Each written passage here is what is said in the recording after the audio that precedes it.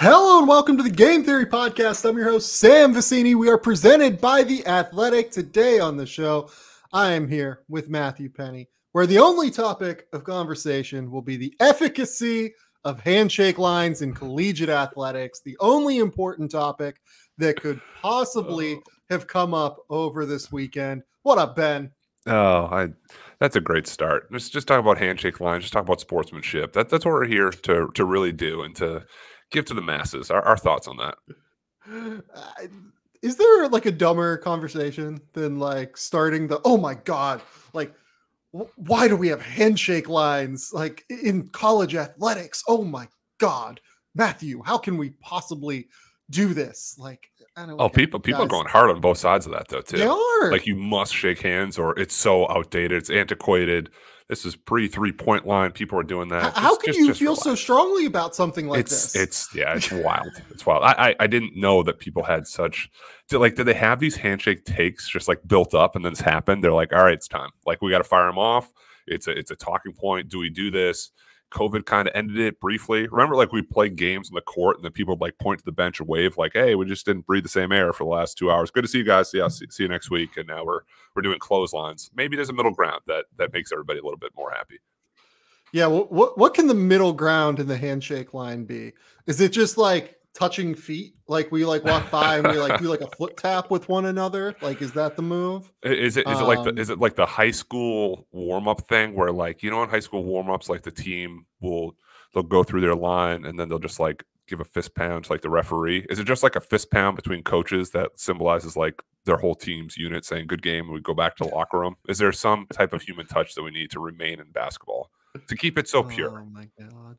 The purity of it all. The old Big East needs to live forever. That's the key here. We need to keep the we could fight in a steel cage of basketball for 40 minutes and then go and shake each other's hand. That's what we need to do. I just don't care. And that was nice. Like, it's that was okay. I just there's framed pictures of many Boston sports fans' basements or bars or pubs of Larry Bird and Dr. J choking each other. And that probably wasn't okay either. Things have evolved. Things have changed. Let's stay up to times, everybody. And it's okay to not have a take for everything too. Well, I guess not with today's day and age of everyone has their own platform, their own Twitter account, and you can't sit any plays out. And the handshake one is one that a lot of people have chosen to speak up loudly and furiously on. Yeah. You don't need to have a take on everything. That's it. That's really I know. it. Just tell me what to do. Tell me where to go. It's like sometimes just go to the grocery store, you have a list. Like, you don't have to like go in and it just doesn't have to be so. We make everything so hard, so difficult as society, and definitely as college basketball. Go through the line, shake hands, good game. You battled, you fought, get over it. Don't touch each other. Don't touch each other beyond the handshake. I don't know, man. I'm talking myself in circles. It shouldn't be as much of a discussion, and it's become a national one somehow, some way. As we go into March Madness, because the most important thing is not teams in the bubble. It's should we shake hands when the game has reached its conclusion? Sometimes it is okay to be ambivalent on things. Like, it is okay to not really care either way. Like, we don't need to, go nuts on every topic all the time. Like, it just doesn't seem. This is kind of why, like, I disengage from Twitter oftentimes. Like, it was funny, like, you were telling me before the show, like, oh no, yeah, like something you said on Danny LaRue's podcast like is on the internet right now, and I was just like, oh cool, like, I have no idea. Do I look? I saw your eyes drop a second. I'm like, I hope I didn't get him wound up here. When you said that's why I stayed off of Twitter, I thought you were gonna say that's why I moved to Australia. I was done with these takes. I'm done with you Americans. I am going literally down under, to a country down under, to a continent down under, to get away from all this madness. To get away from the takes. That's it. I am hiding from all of the takes. Okay, this is really a mock draft episode of the podcast. As you saw whenever you clicked the title, this is not about the efficacy of handshake lines in collegiate athletics. Pennie, you guys know the deal. Ooh. We're going to go back and forth on picks. I'm going to have Matt go number 1 overall this time. Wow. Because heavy. I went number 1 overall last time. Yep. And he'll pick number 1. I'll pick number 2. He'll pick number 3. I'll pick number 4. We'll go down to 30. I have vague hopes of this being under 2 hours. Well, hold on. Last time I think we're like an hour 45, which is pretty good. And some of that was the timer. So if we keep it lottery picks 3 minutes or so, everybody else a minute or two, we'll do it. We'll do our best. I don't know if we'll do it. Do you feel any differently about this draft heading into this exercise than you did last time? Like, do you feel like the draft has gotten a little bit stronger? Some players have emerged, or do you just still feel like, oh wow, once you get to number 13, I have no idea what to do, because you could probably have, I don't know, realistically 15 different players in number 13, and I would be like, yeah, great, sounds good. There are some guys have emerged, but not so much that I feel great about said emergences. Anytime I hitch my wagon to a player or freshman, they conveniently the next game go 2 for 10. They don't score for a month. So I don't really know what reality is with the freshman class. It's a really hard group of guys to iron out and say this is the order of your quote unquote pre-draft candidates. The guys that are probably taken a year early, but worth a look and an evaluation. And even at like the top 10, I haven't seen like too many major shakeups here. Potentially Shaden Sharp being eligible as one. Beyond that, what did we decide on Shaden? Did we decide to your show? I asked. Or not? We laughed about it, so I don't know what your. Oh, did I never actually answer? I don't think so. I can look, but I don't think you did. No, don't use him. All right, first guy off the board, Sharpie, Shaden Sharp. You're off. Got it. I don't know. Do you want to use him? Like, how do you feel about it? He's already off. I don't know how to feel. You talk to 10 different people, you get 10 different answers. It's like a easy line. But he's slotted for me in the top 10. I mean, if we just want to like give 30 seconds to Shaden Sharp, if he comes out, he'd kind of be like a high school to pros guy. There's a ton of uncertainty. You'd have to base your evaluation off high school games and AU games, and his workout's going to be great. And you have to understand that he played high school games this November, and he'd be playing NBA games less than a calendar year later. That's scary for a guy who hasn't really had the reps at the college level. I mean, if he played high school games in November, I have some questions if he's going to be eligible for this draft. That's the old. He graduated, but it was a post grad, so the post grad year doesn't really count. That's the fuzziness of it. A hard guy in this class of players to say he'd be outside the top 10, but I'd be very, very, very nervous with sending that pick into the commissioner. Yeah, I mean, look, he's going to get declared eligible or not. One way or another, the league will announce whether or not they are accepting his application for early eligibility to the NBA draft. Look, I have him at 5 if he enters the draft. I think he's a stud. I think he's absolutely a monster. I would happily take him and move forward, but let's just like operate as if he's not going to be in this draft, because all of the public indications have been that he's not going to be in this draft. I will say, like, if I was Shaden Sharp and I was a great basketball player and I was thinking about this strategically, I would not play this season. So the fact that he's not playing this season to me is like a potential first step down the road of deciding to enter this draft, but we don't know. And all of this is speculative. So until we have a little bit more clarity, I'm comfortable keeping him off. I'm trying to think, is there anything else we need? I want to talk a little bit about the concept of like the pre-draft as well. Sure. Just like some people were telling me that like PD Webb came up with the pre-drafting concept. Like I've heard that for a while. Before PD existed in at least my sphere. Not to say like I think PD Webb's great, but like I just don't. Maybe I'm a little bit confused. That kind of put an actual title on the process of the practice. Yeah, that might be a better way of putting it. Like he might have done that. I say domestic draft and stash, which is kind of the same as pre-draft. Pre-draft feels less clunky than saying that. Yeah. In this class, like it's heavy. It's pre-draft heavy because after the lottery or toward the tail end of the lottery, you might be better off taking a guy who needs a year or two in your own system than a more proven commodity, because the upside is so much higher with that group.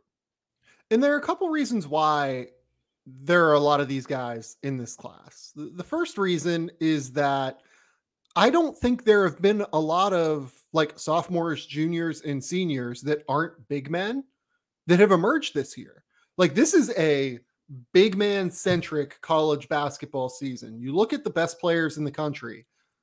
I mean, like, it's Walker Kessler, it's Oscar Tshiebwe, it's Kofi Coburn, it's Mark Williams, it's Trace Jackson Davis, Keegan Murray is like a 4-man.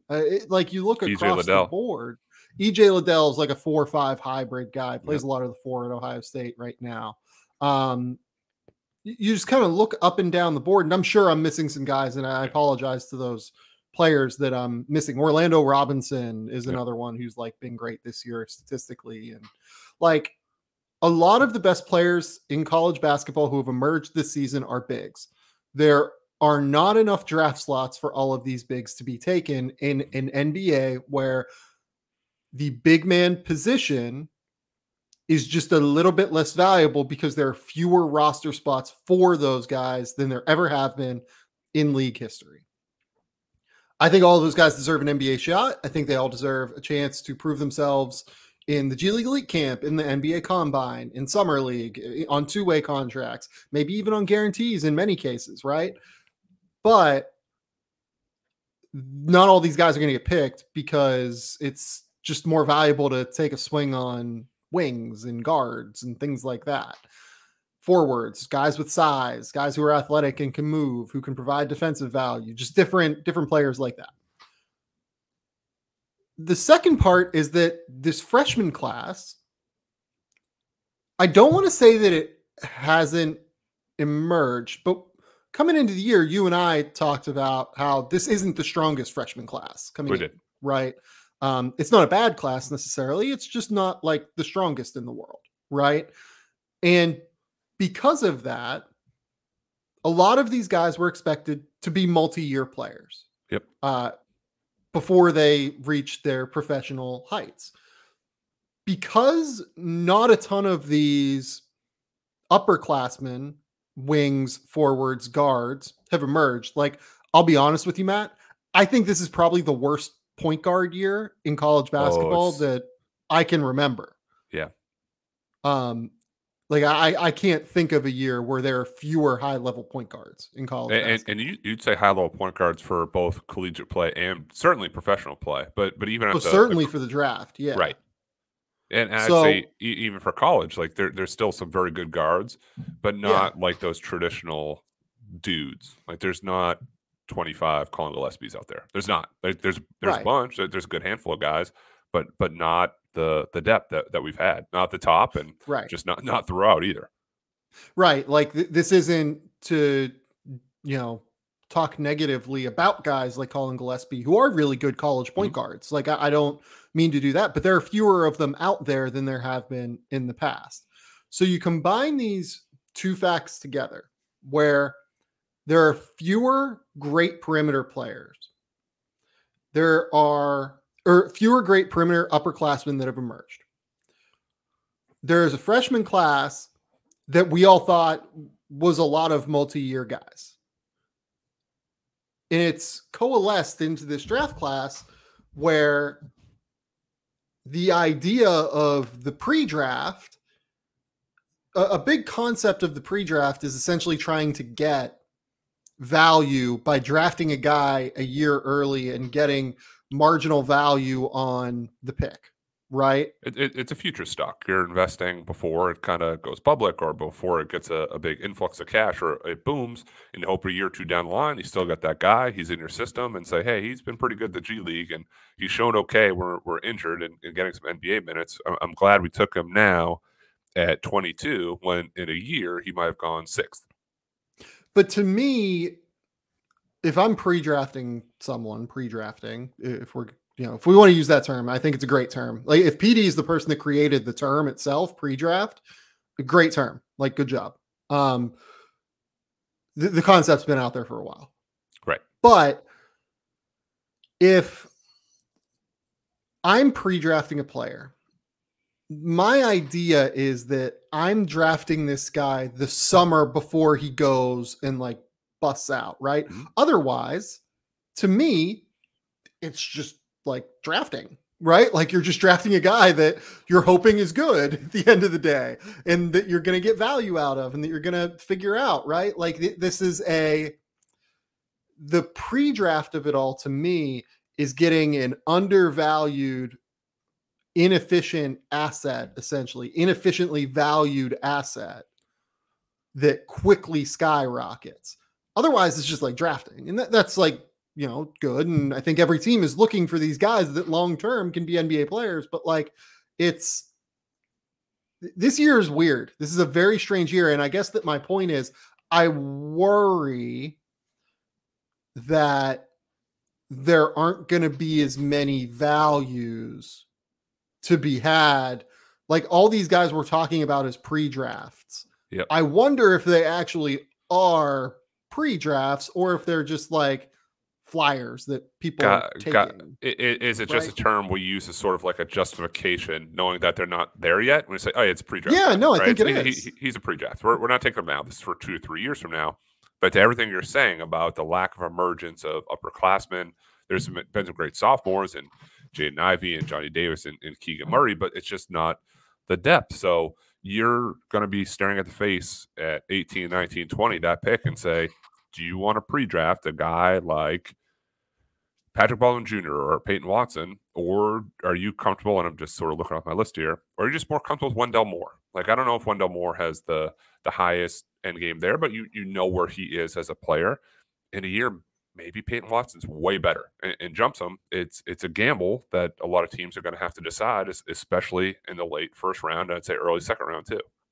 Yeah. This is just a very difficult draft year. I don't think that this is necessarily guaranteed to be a bad draft.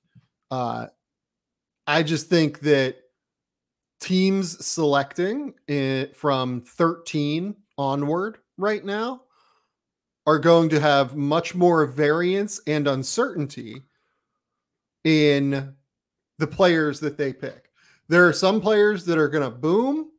There are some players that are going to bust. I just don't see much difference in value from pick number 13 to pick number 28, essentially. I'd say deeper. I'd say even 35. And I'm laughing if you're listening and not watching on the YouTube stream, because you said down to 13. 14 on my board is my first sort of like pre-draft guy. So you hit the nail on the head, at least where my line of thinking is. Yeah. So that's where the strength, that's what this draft is, I guess, is what I want to say. That's what like I don't think it's a strength of this draft. I like more certainty, or like a better feeling of certainty with players. I think that evaluators in general like a better feeling of certainty. That certainty does not exist this year. It just, there seems like there's so many guys of uncertainty too. Like I was banging the Josh Primo drum for a long time, right? Lead up to the draft. Yeah. He was way higher than I thought he was. But I also felt like Primo is like a little bit of an anomaly in that range. Like here's one guy who had like a few flashes, like maybe it works out. You could argue like Zaire Williams was not a reach, but just like they're jumping out there for him. There's like 20 Josh Primos in this draft, and people have asked me like, who's your guy? I'm like, I don't know. Like, what? Ask me in a week, it's going to be different. You're like a kid at a candy store. Yeah, I can give you names. I'm going to have Sour Patch Kids today. Could be Skittles tomorrow. I don't know. Like, we'll see what's on the shelf. That's why it's so hard when I go and watch tape and you don't know what you're getting day to day. That was okay if it was a prospect or two.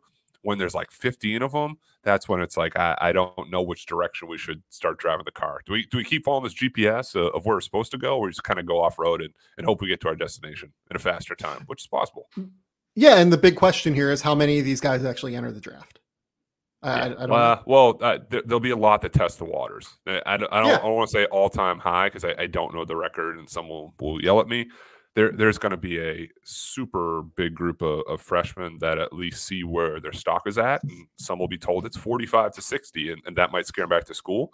There are going to be some guys who are told it's 25 to 35, and they say that's good enough. We'll take it. I think that's right.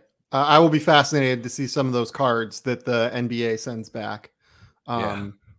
Those undergraduate advisory committee cards, because they are going to be very interesting, I think. Plentiful. Okay. Matt Pennie, the number 1 overall pick in the second game theory mock draft of the 2022 calendar year. Yeah. You're up. With the first pick, I am going to take a freshman. I'm going to stay on theme, and I'm going to take one down in Auburn, Alabama. I'm taking Jabari Smith from the Auburn Tigers. And here's my. I'm staggered by this. This is already just an absolute stunner. Here's the thing. You had the same reaction when I took Jaden Ivey over Johnny Davis and like the build your own team draft too. And for Jabari right now, he's the guy at the top. And because of that, he's 6'10", has a picture perfect jumper, has the ability to move laterally on defense and block shots and cut guys off, has a great work ethic, and even showing that he can improve. That's tough to pass on. The last couple games, like that game against Vanderbilt when he had 7 threes was ridiculous. He had a steal in the backcourt. He just put his arms up, caught the ball, and shot a 3. Like that's incredible. Then he had 11 free throw attempts versus Florida. When he splits the difference and drives a little bit and still shooting and pulling up, that's a special prospect. Needs to tighten the handle. It's not going to surprise me if he looks a little different in the NBA too, with more offensive freedom. It's not a rigid system at Auburn by any means, but it's more so guard-driven. He's playing out of the high post. I think they'll run a few more actions for him, specifically out of dribble handoffs, but he can do a little bit more. He's not a finished product. It's a little bit, as much as he has still to grow, he just feels like a touch safer than Chet right now. Like the bottom for him, the floor is just a little bit higher. I think Chet's ceiling is high in the draft as humanly possible. I just have a little bit of hesitation about the weight and that actually going. So for here and in the middle of February, end of February, I'm going with Jabari Smith, number 1. Okay. Yeah, I think that they're 1A and 1B right now. Yeah, that's how I feel too. Jabari Smith. Like I think that they are, for me at least, just a small step above the next little group of guys, the next couple of guys. Jabari Smith is an unbelievable shooter. He's a really smart, active, athletic, mobile defender. Do you worry at all about the rebounding? Do you worry about I don't think he's caught between positions. Like I think he's clearly a 4 because he can move and you won't be able to attack him in switches or anything like that. Is there any real thing that you're worried about? Are you worried a little bit about the passing, the feel, obviously the handle we've talked about? Is there anything else that you have some concerns about? Feel and passing, I'm not. I feel like he's a good enough interior passer. It is the handle. If you just become like a jump shooter and it's a catch, it's just a jab step and a fadeaway or a ball reversal, that's going to be an issue. But the leaps that he's grown in from being a top 10 recruit to a guy now being discussed as the number 1 or number 2 pick, I don't think he's going to get off this trajectory of improvement. And it'll be better with more space in the NBA. He's playing next to Walker Kessler, who I think is fantastic and definitely a top 20 pick. You remove him and put a different style of big next to him, his game could change too. Okay. I think I'm with that. That's a good one. Number 2 overall in this draft, I'm going Chet Holmgren for all of the reasons that Matt Pennie just said. I see him as the highest upside player in this 2022 NBA draft class. His ability to step out and shoot, his ability to protect the rim. There are fewer of those guys in the NBA than people think. Right. We talked throughout the late 2010s and throughout the early 2020s so far about how the way that we develop big men is changing. The way that these bigs enter the league, they have more perimeter skill than ever. It's really hard to find a guy who is a genuine NBA level rim protector in addition to being an NBA threat from 3 as a 7-footer. It's Kristaps Porzingis, who's on a max level contract that is probably an underwater contract to some extent, despite him being a good player. It's Miles Turner, and the rest of them are really high level, star level players, essentially. Right. It's hard. Even someone like Bobby Portis, who can shoot threes, he doesn't really have the rim protection. Serge Ibaka doesn't really have the rim protection anymore and is more comfortable from the mid-range at this point. It's hard to find guys that can provide this value, and the guys that provide this value fit into every single team construct that you want within the league. This is the kind of guy that will fit perfectly as a number 2 option. for a team. He could be a number one, like he could develop into that. I don't want to put a ceiling on Chet Holmgren, but if it doesn't work where he is that guy, he scales really well to winning situations, in my opinion. I want to put him next to a big, strong, physical player who can rebound. I want to put him next to, probably a bit more of an athletic guard who can fight over the top of screens. I would prefer to play him in drop coverage. There are team constructs that you do still have to play with and play around when you draft Chet Holmgren.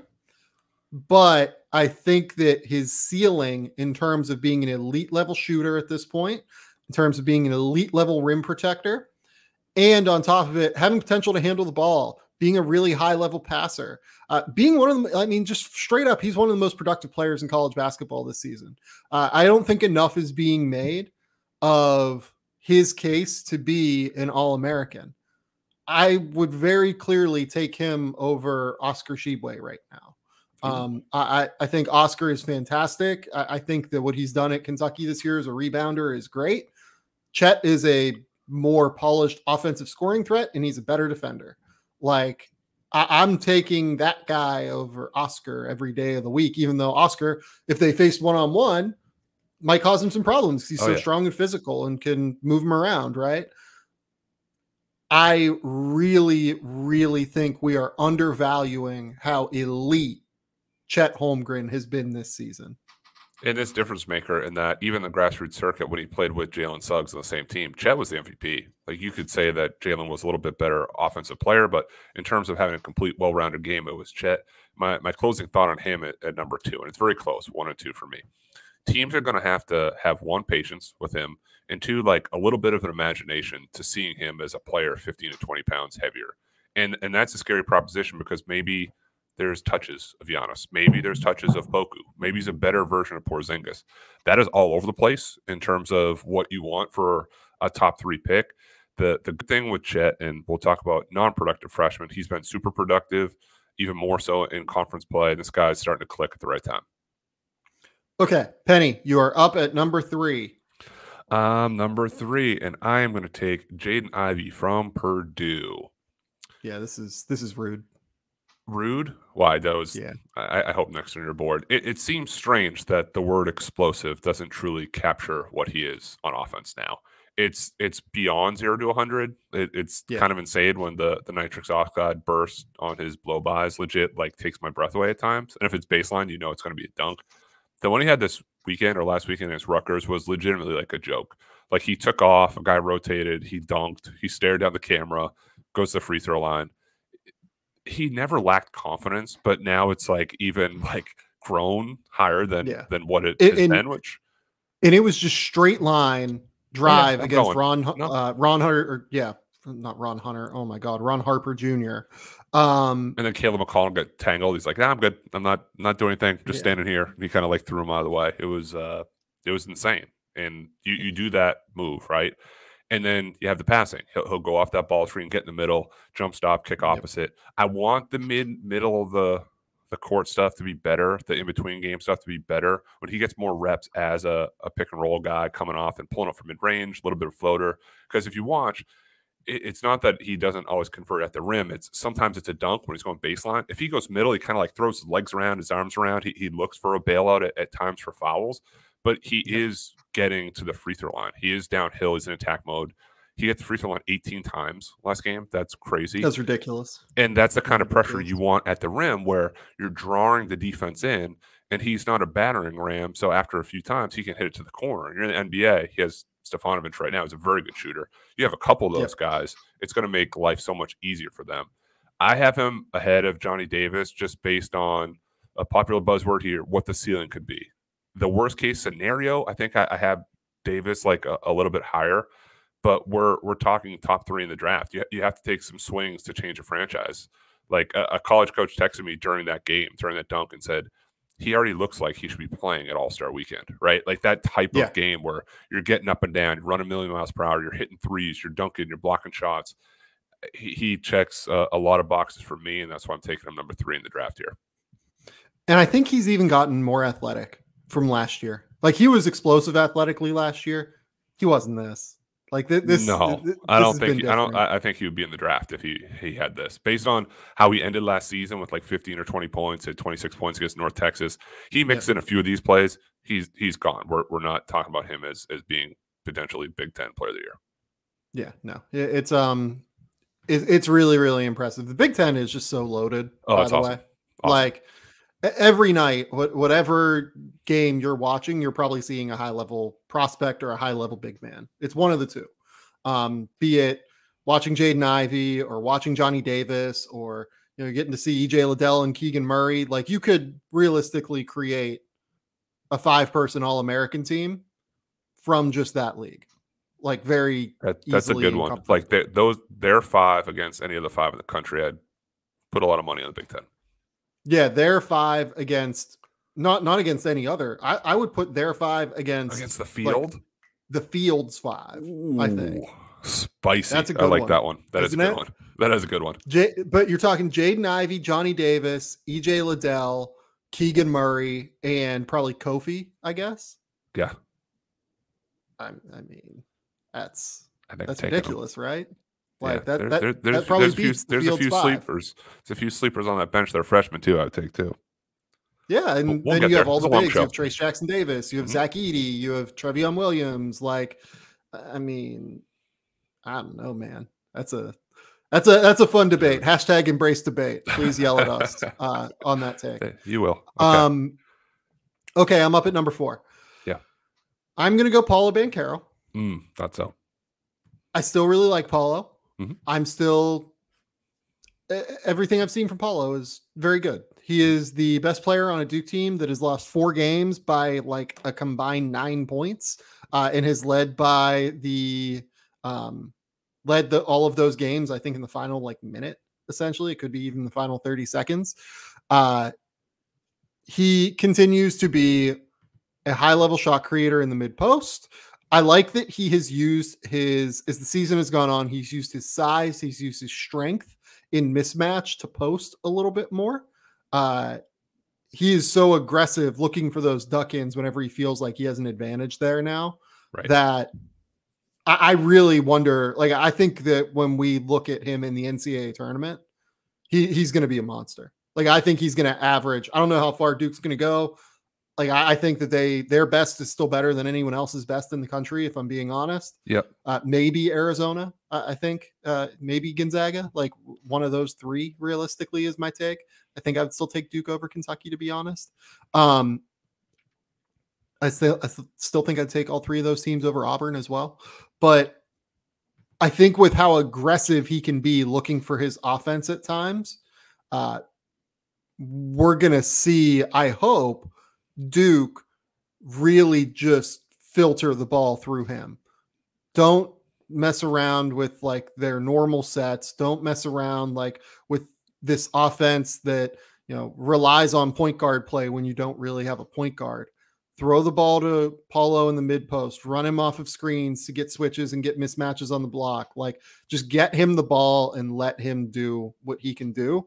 I think that they go away from that too often. And I think he could stand to be a bit more aggressive throughout every game, right? Totally. But I think that when the lights come on and when these games really matter, because you see it with him a lot of the time as well in big situations at Duke as well, where he'll get hyper aggressive and he'll decide, okay, we need a bucket.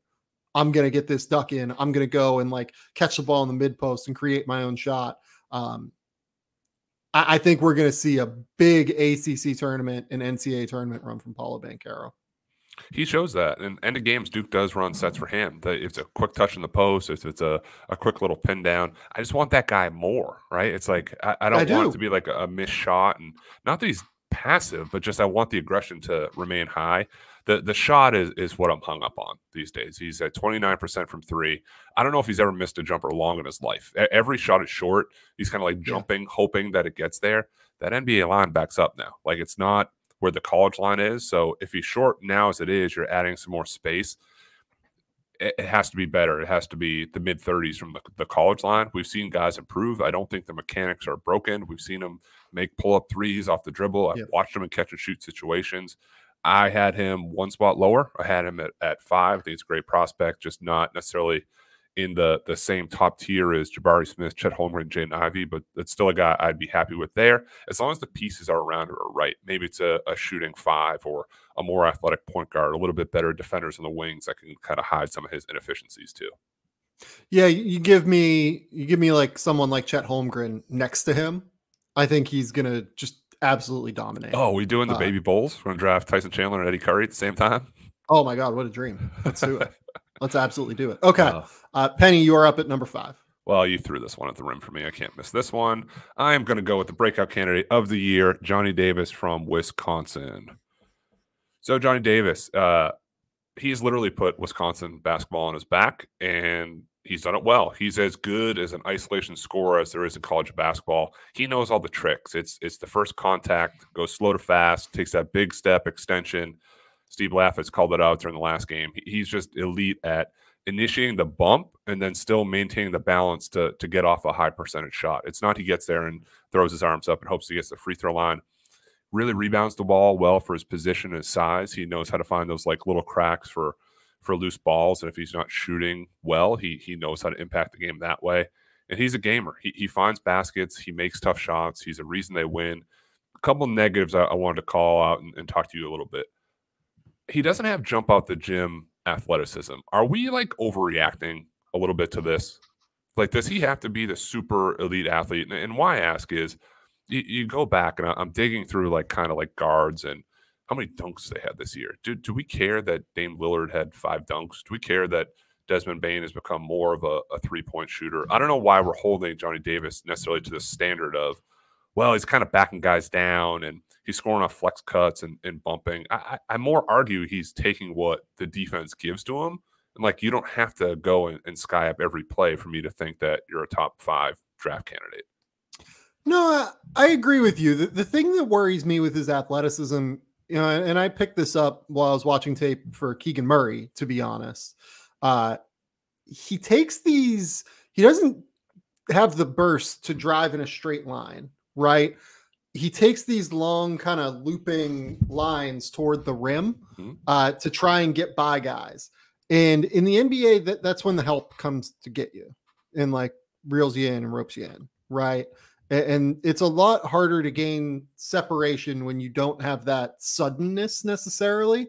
Yeah. And you take those longer looping lines because guys are athletic. They can recover a little bit more easily. And the help is almost always going to get to you when you take those like wide angles toward the basket on your drives. Right.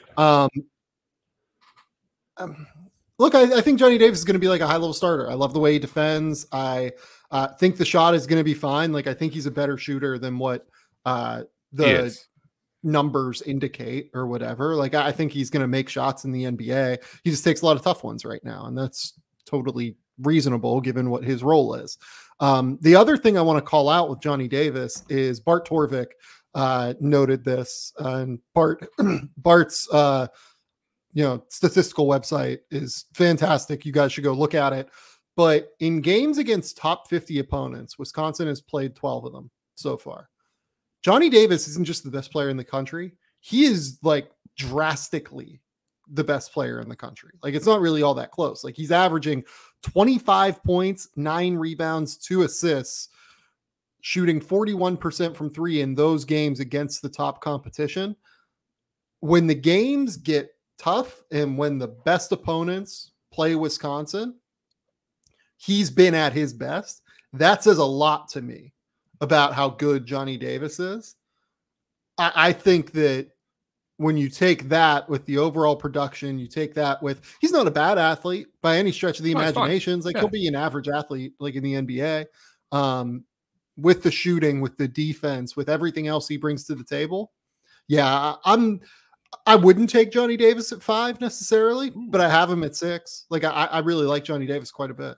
Yeah, and the other kind of call it is like he hasn't been taking or making threes. He's been taking 1 or 2 the last like 5 or 6 games. Again, this is like if the defense is allowing you to drive or get into the lane, and 2 games ago he had 14 free throw attempts, that's fine. I think a lot of that stuff's going to expand. I do worry a little bit, kind of what you said about NBA defense, the bumps that he has going to the lane to push off a Big Ten guard. that's different if it's DeMar DeRozan. Like we're not lengthier, bigger, stronger two guards, threes. He's not going to have the same impact to hit over the top. So you hope the three kind of gets back to where it needs to be. The mid-range jumper stays where it is. Still a really high floor, and I like him a lot right here in the draft. Okay, let's take a quick commercial break now that we're outside of the top 5 and move forward here in a minute.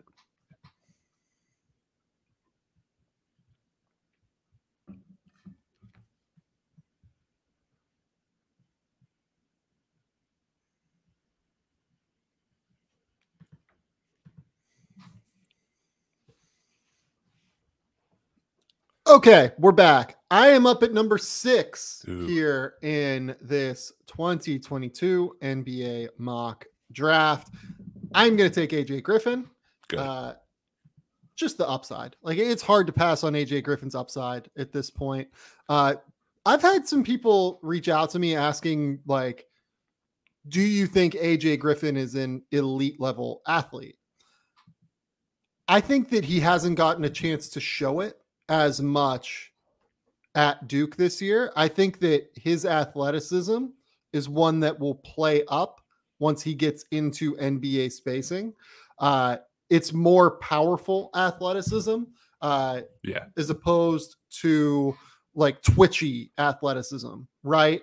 It's not quite like Jaylen Brown. Like Jaylen Brown was twitchy and athletic, but because of the way that Cal team spaced the floor, you often didn't get a chance to see Jaylen Brown's athleticism. Like I remember that being a conversation pre-draft with Jaylen Brown. Like, yeah, he's a good athlete, but like how great of an athlete is he really? He didn't finish well. Miss. Yeah. I mean, in high school, he was an elite athlete. Like hard stop, like off the dribble, fadeaways, dunking on guys. That was his game. That was his calling card. But because he played the 3 and Ivan Rabb played the 4, and like I think their starting center, God, why I remember it was Kingsley Okoro, if I remember correctly. Good name. It was like a 7-footer. He didn't have those lanes to the basket to drive. They had 2 post players in there basically at all times. With Duke, like Paolo Banchero is operating in the mid post and on the block. Mark Williams is a pure rim running 5.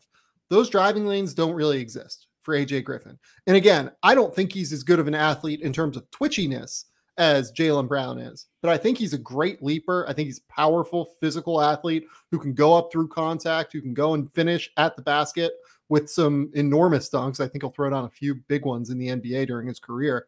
And I think that his ability to change pace is pretty real. Like I think he's going to have very few issues separating from NBA level athletes because he's 6'6" and has a 6'11" wingspan and has like a good release point on his jumper. And, you know, maybe that release point's a little bit lower because he's out here standing like Jeff Bagwell whenever he leads into the jumper. But like he's higher, stand up, put his shoulders back. Yeah, he needs to stand up a little bit. And I think there are some real tweaks he needs to make. But this is a guy that has every single tool in the book to be a very high level starting caliber wing, and he's bigger than Johnny Davis. That's the thing. Like defensively, Johnny's a great college player defensively, but once you get to the NBA, guys that are 6'6", 6'7", 6'11" wingspan, 220 pounds, like, which I don't think AJ Griffin will have a problem getting to 220 because he is a very strong, like well-built dude.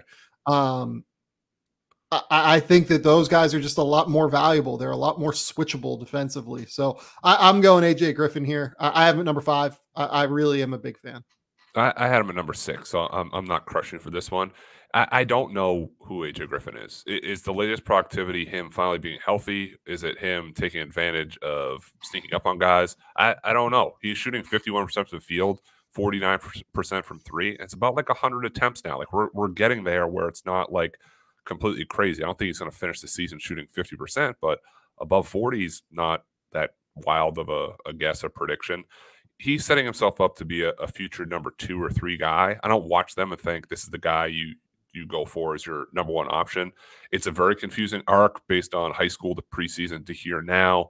Luckily, we still have a month or so left of basketball to get more tape and see these attempts and see how he is consistently. And that's why I have Johnny Davis a spot ahead of him, because Davis has just done it night in and night out for all season long. Okay. You're up at number 7, Pennie. I'm at number 7. I think this is where we diverge a little bit. So I'm going to go with Keegan Murray from Iowa. We don't really diverge. I had him at Really? 7 as well, unfortunately. I mean, you're sending me text messages all weekend like I was an idiot and I was going down the wrong place. But here's my sell on Keegan Murray. He's just safe. I think it's kind of what it comes down to. He's very safe. It's fine. It's you know what you're getting from a multi-positional front court guy at 6'8", 23 points, 8 rebounds, 2 blocks, a steal in half a game. Stuffs a stat sheet. Iowa asks a lot for him, and he delivers. He scores in transition. He scores in the half court. He's up to 37% from 3 after starting the year pretty slow. And I actually like his defense. I think he's pretty aware off the ball. He can switch without issue, sniffs out bad cross-court passes. Can he get lazy at times and get stiff and upright to maybe save himself for the offensive end? I think that's reasonable. But I see some small ball 5 finisher scenarios down the line for him.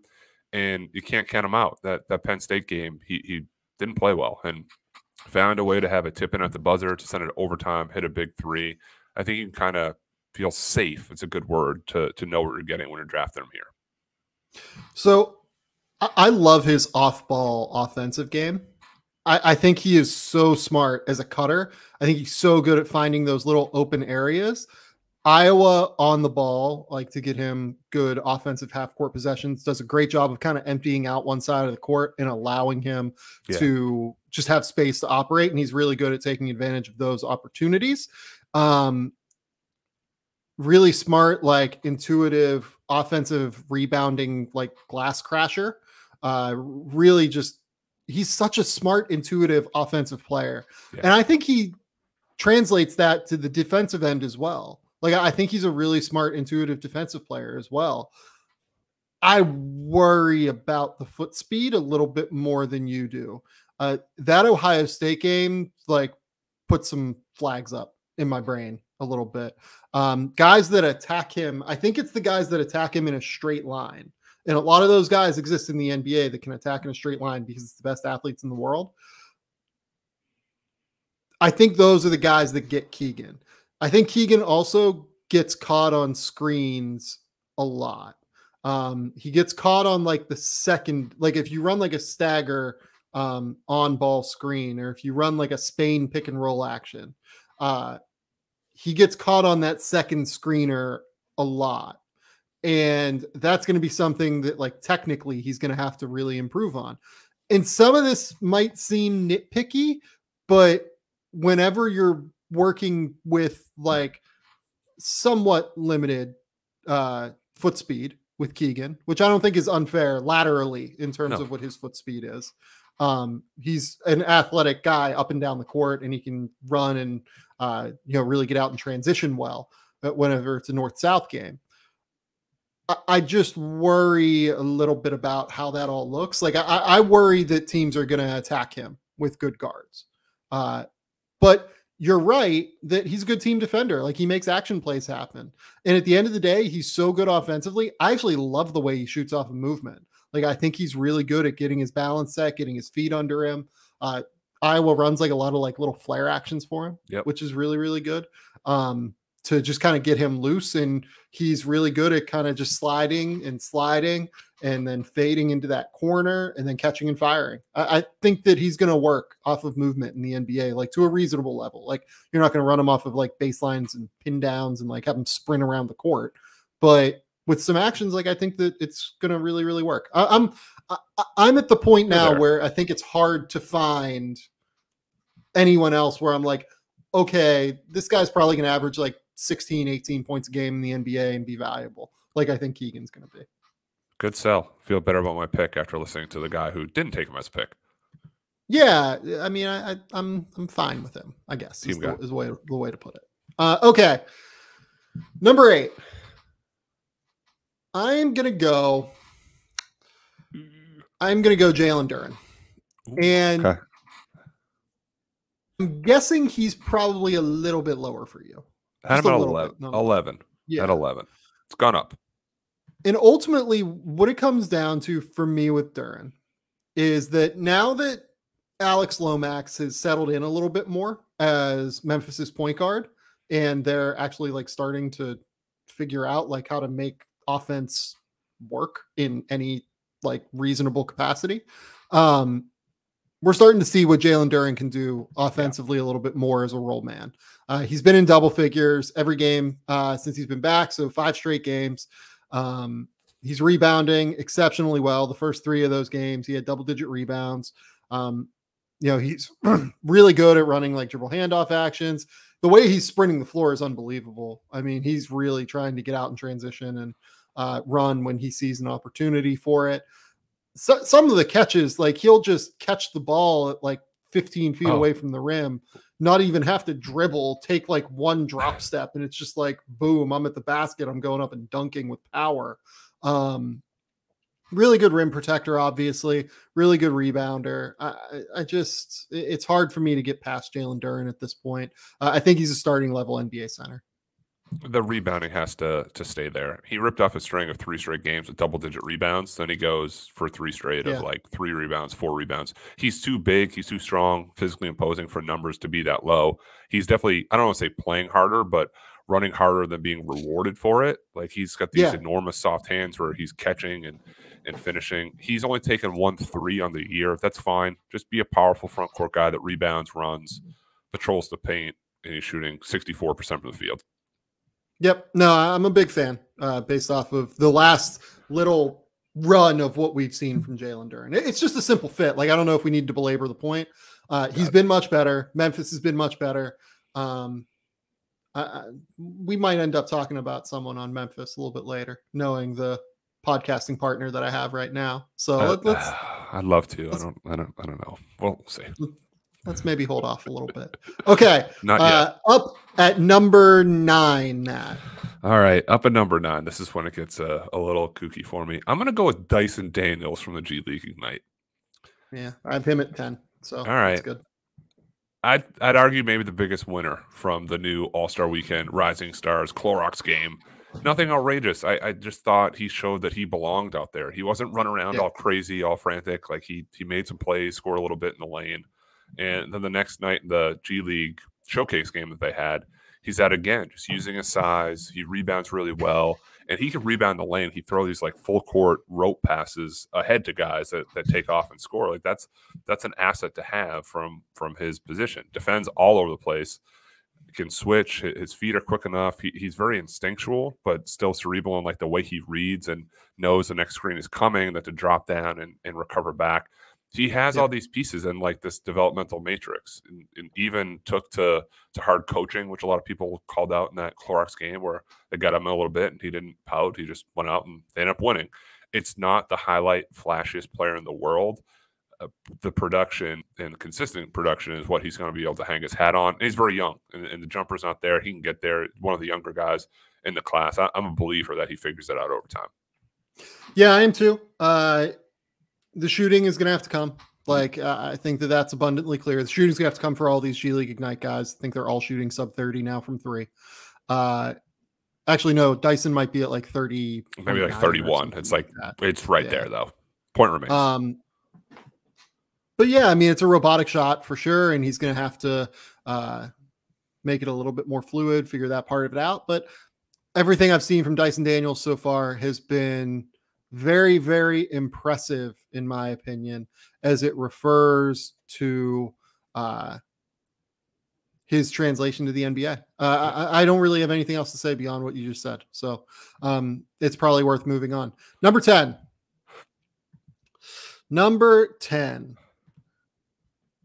I have a group of like 3 or 4 guys here. Yeah, I got 3. I'm gonna go Ben Mathurin. All right. The number 10. Probably right around where you had him, I'd guess. I'm at 13. Yeah, I believe it. He hasn't been incredible over the last little while. I think that like their last game against Oregon, no. He's had 20 or more points and 2 or more threes in the last 4. That's right. He had gone before that on a run where it was like 8 points, 11 points, 14 points, 16, 14, 13, 11, 13 to start Pac-12 play. But over the course of their last 5 games, it's been like over 20 points per game in that run. I thought the Oregon game was absolutely outstanding. I thought it was probably his most complete game of the season to this stretch of games that he's played. The way that he got into the lane and made passing reads, I thought that it was by far his most aggressive playmaking game for his teammates of the season. Like, he actually looked comfortable out there when Oregon took away his first option. He knew what to do and was ready to attack in that way. I think that the passing is the thing that has held me up a little bit throughout the course of the year. I thought he looked really, really good as a passer in that game.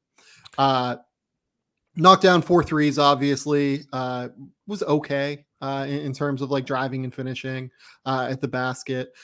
I thought his defensive aggression was okay as well. Like, I thought he played okay on that end. And that's another thing that's like been a hold up for me. So you're talking about a guy that's going to be like, it's funny. Like I mentioned in the mock draft that I see him more as like a 3 in transition offense guy as opposed to a 3 and D guy right now. I think that Evans Amir, the city too, on Twitter, mentioned that he saw like Will Barton outcomes in Ben Mathurin. And I thought that was a really good call. Like, I thought that was actually like a pretty like good point in terms of where I see him currently, because Will is not like an incredible defender, but he gets the job done enough. He can attack and get into the paint and take those little floaters and finish the basket in transition and knock down threes. Like, starting level 2 guard that plays in the NBA for a long time. Ben Mathurin, number 10. Will Barton can create a little bit more, has a little bit more wiggle to him. Yeah. And what I worry about with Mathurin is the creation, really. And the passing has gotten a little bit better. The mid-range game leaves something to be desired. So if the three's not falling from NBA range, are we talking about a purely transitional scorer that maybe can be a plus defender? That's why I bumped him down. He's been better since I've bumped him down, of course, but we're kind of still in the same range here for him. Yeah. Okay. Let's go to number 11. I can't believe I'm doing this and scooping this from you. All right. Number 11 out of Lexington, the University of Kentucky, Ty Washington. Yes. I don't know if this is a win for you or every single guy here. It starts with a win for me. Another guy I don't know what to do with. He's grown on me as the year's gone on. I was hung up on the lack of separation. He gets off the bounce, and then he started making some shots on the move. Shooting more from 3. He's better on his reads and assists off of pick and roll, and he gets hurt. He gets hurt again. And I'm back to questioning who he is. He hasn't shot it well for a month, and he's 5 for 24 from 3 in that time. I know it's a very small sample. I just don't know if we're going that direction or this is just like him getting back to what he was. He's turning it over more. He's not facilitating as well. And I don't know if he's a point guard. So if that's the case, is he like this slower-footed 2 guard that shoots 35%, that I just took 10th. Didn't play this weekend. I'm hoping he does, and he comes back to being the guy who had 28 points against Tennessee. And Big Blue Nation was in my mention saying I was an idiot for having him 16th. Maybe I am an idiot for now taking him 10th. But Sam has won this battle. He's won me over a little bit here, and I will not firmly plant my flag, but at least put my flag in the dirt and say Ty is my pick at this spot. The game I really liked from him recently was the Florida game. I thought he played really well. I thought he let the offense kind of come to him a little bit more.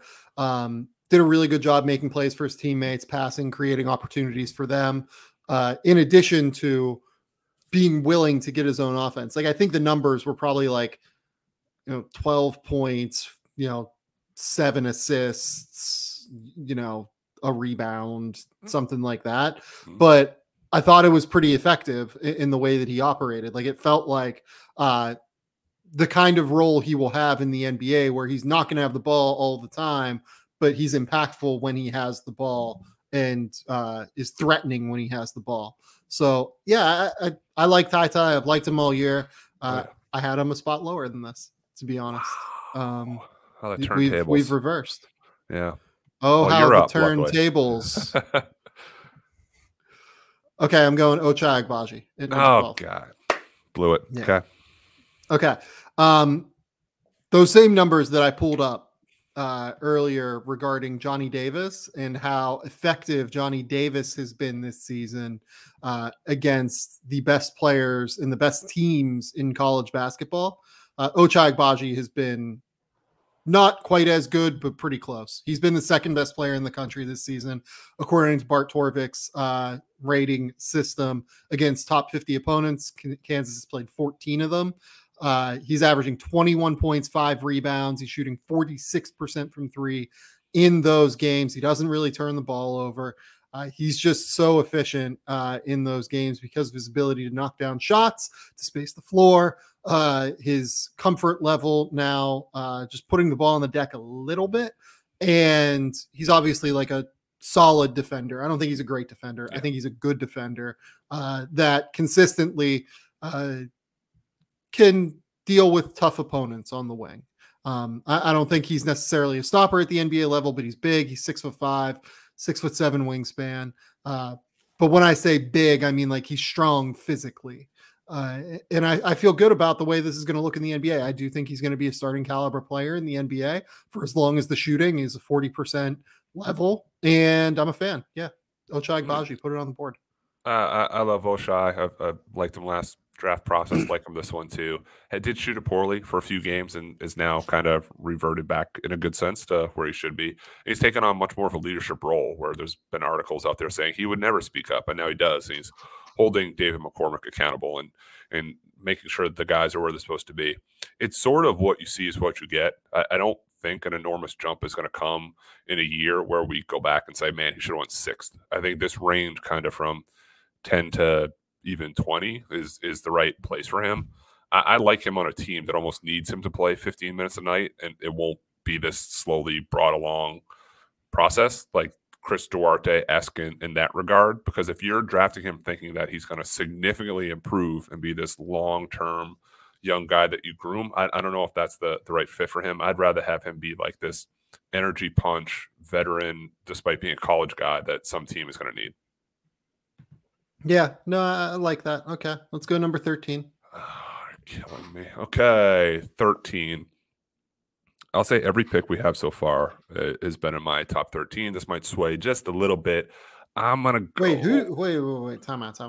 So I have a clear top 12, and all of my 12 are gone. No, mine so too. You have one guy left. No. It was 13 because Shaedon Sharpe was off before the show started. Okay.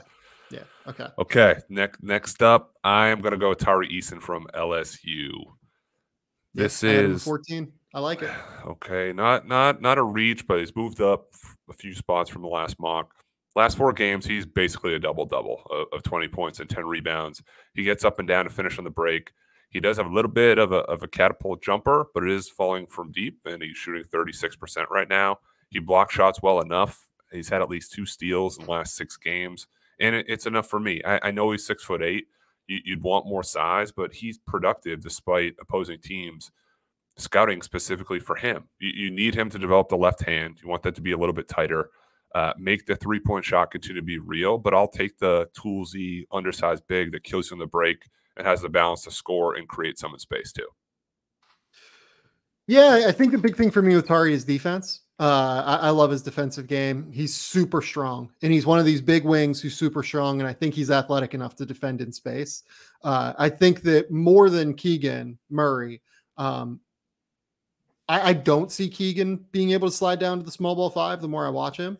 I do think Tari Easton has a chance to slide down to the small ball 5, be able to take some minutes there, be able to just deal with the physicality of like having to bang up against those centers in the NBA. Like you can't put him against Joel Embiid, but you might be able to make it work a little bit against some other smaller centers in the league. Like you might be able to toss him on like Jaren Jackson if Memphis is playing Jaren at the 5. Right. When other teams go small, he's able to go small and be there. Okay. If they go big, yeah I don't want to have the court, but as a closer, I would. But I also think he's mobile enough to defend on the perimeter and do a really good job there. And he's really instinctive and help situations. He's an action defensive player.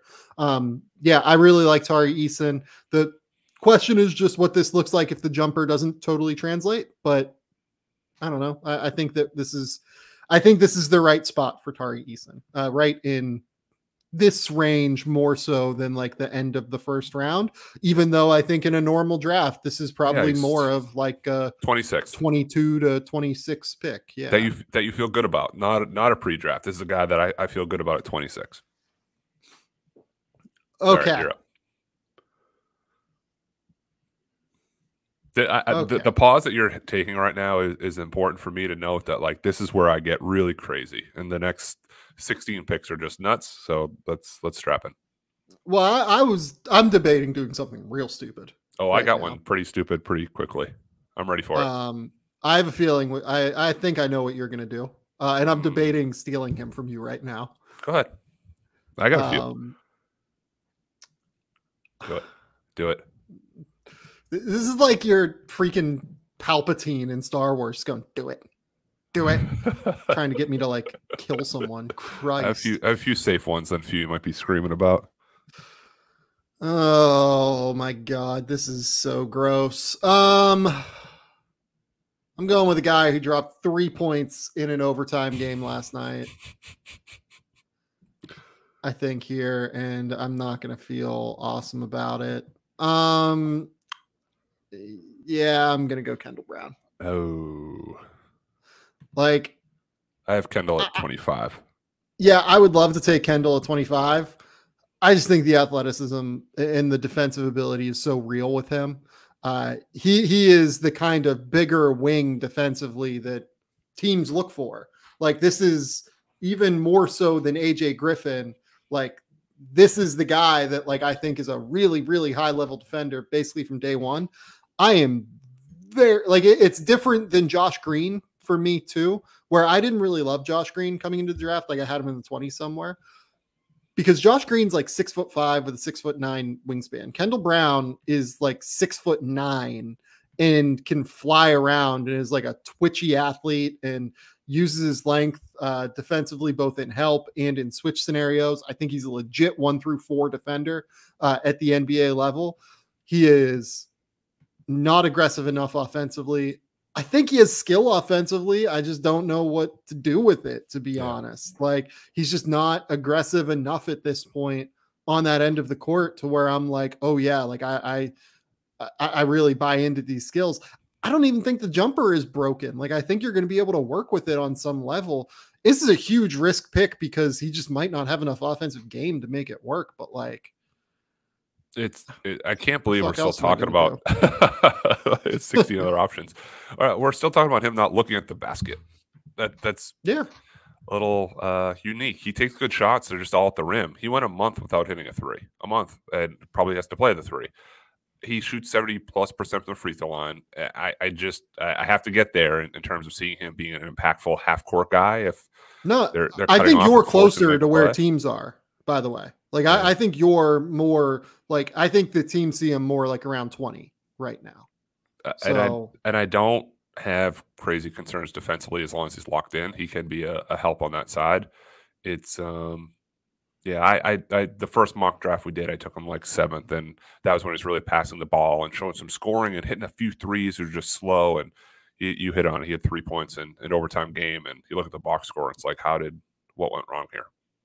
Yeah, no, this is the pre-draft of all pre-draft picks, if we're calling it that. Like, I don't know how he plays in the NBA offensively next year, but okay, let's move on. Basically a lottery pick. My next pick, what number am I? 14, 15? 15. 15, we're on the lottery. I am going to go with another Auburn guy, and I'm going to take Walker Kessler. And I'm going to say okay. No, this is not what I thought you were going to do. Cool. I have a few. I'm waiting till you jump in. Then I'm going to do my cannonball. He's Auburn's MVP, and if he's not the most important player for his team, he's close to being, I'd argue, the most important player in college basketball. He's the last line of defense for the Tigers, and that line is used a lot, and it's used well because he's 7'1". He has really long arms. He's averaging over 4.5 blocks per game, and he's coordinated enough where he recovers when he's beat and can still block shots and alter shots. He has instincts from the weak side to rotate as a shot blocker as well. He'll close out shooters on the perimeter. The protection he provides at the rim is so strong that it allows their guards of KD Johnson and Wendell Green to really pressure and take these crazy gambles because they know the security blanket on the back end is going to save them. Offensively, he sets really good screens, big screens. He rolls hard. He has good hands. Little mechanical in the post, but has a couple moves, shooting 64% from the field, 22% from three. He's refinding himself as a three-point shooter that he was in high school. if he can get that up to like 33 or so %, which is logical, this could be a steal of a pick down the line. And also just a reminder that he transferred, and it's okay. It's worked out. Sometimes transfers work out for guys. He's made the most of a situation I didn't anticipate him doing, and I feel okay taking him in the middle to back end of the first round. So Walker Kessler right now is a 20.1% block rate. That is the second highest mark in the history of the KenPom database.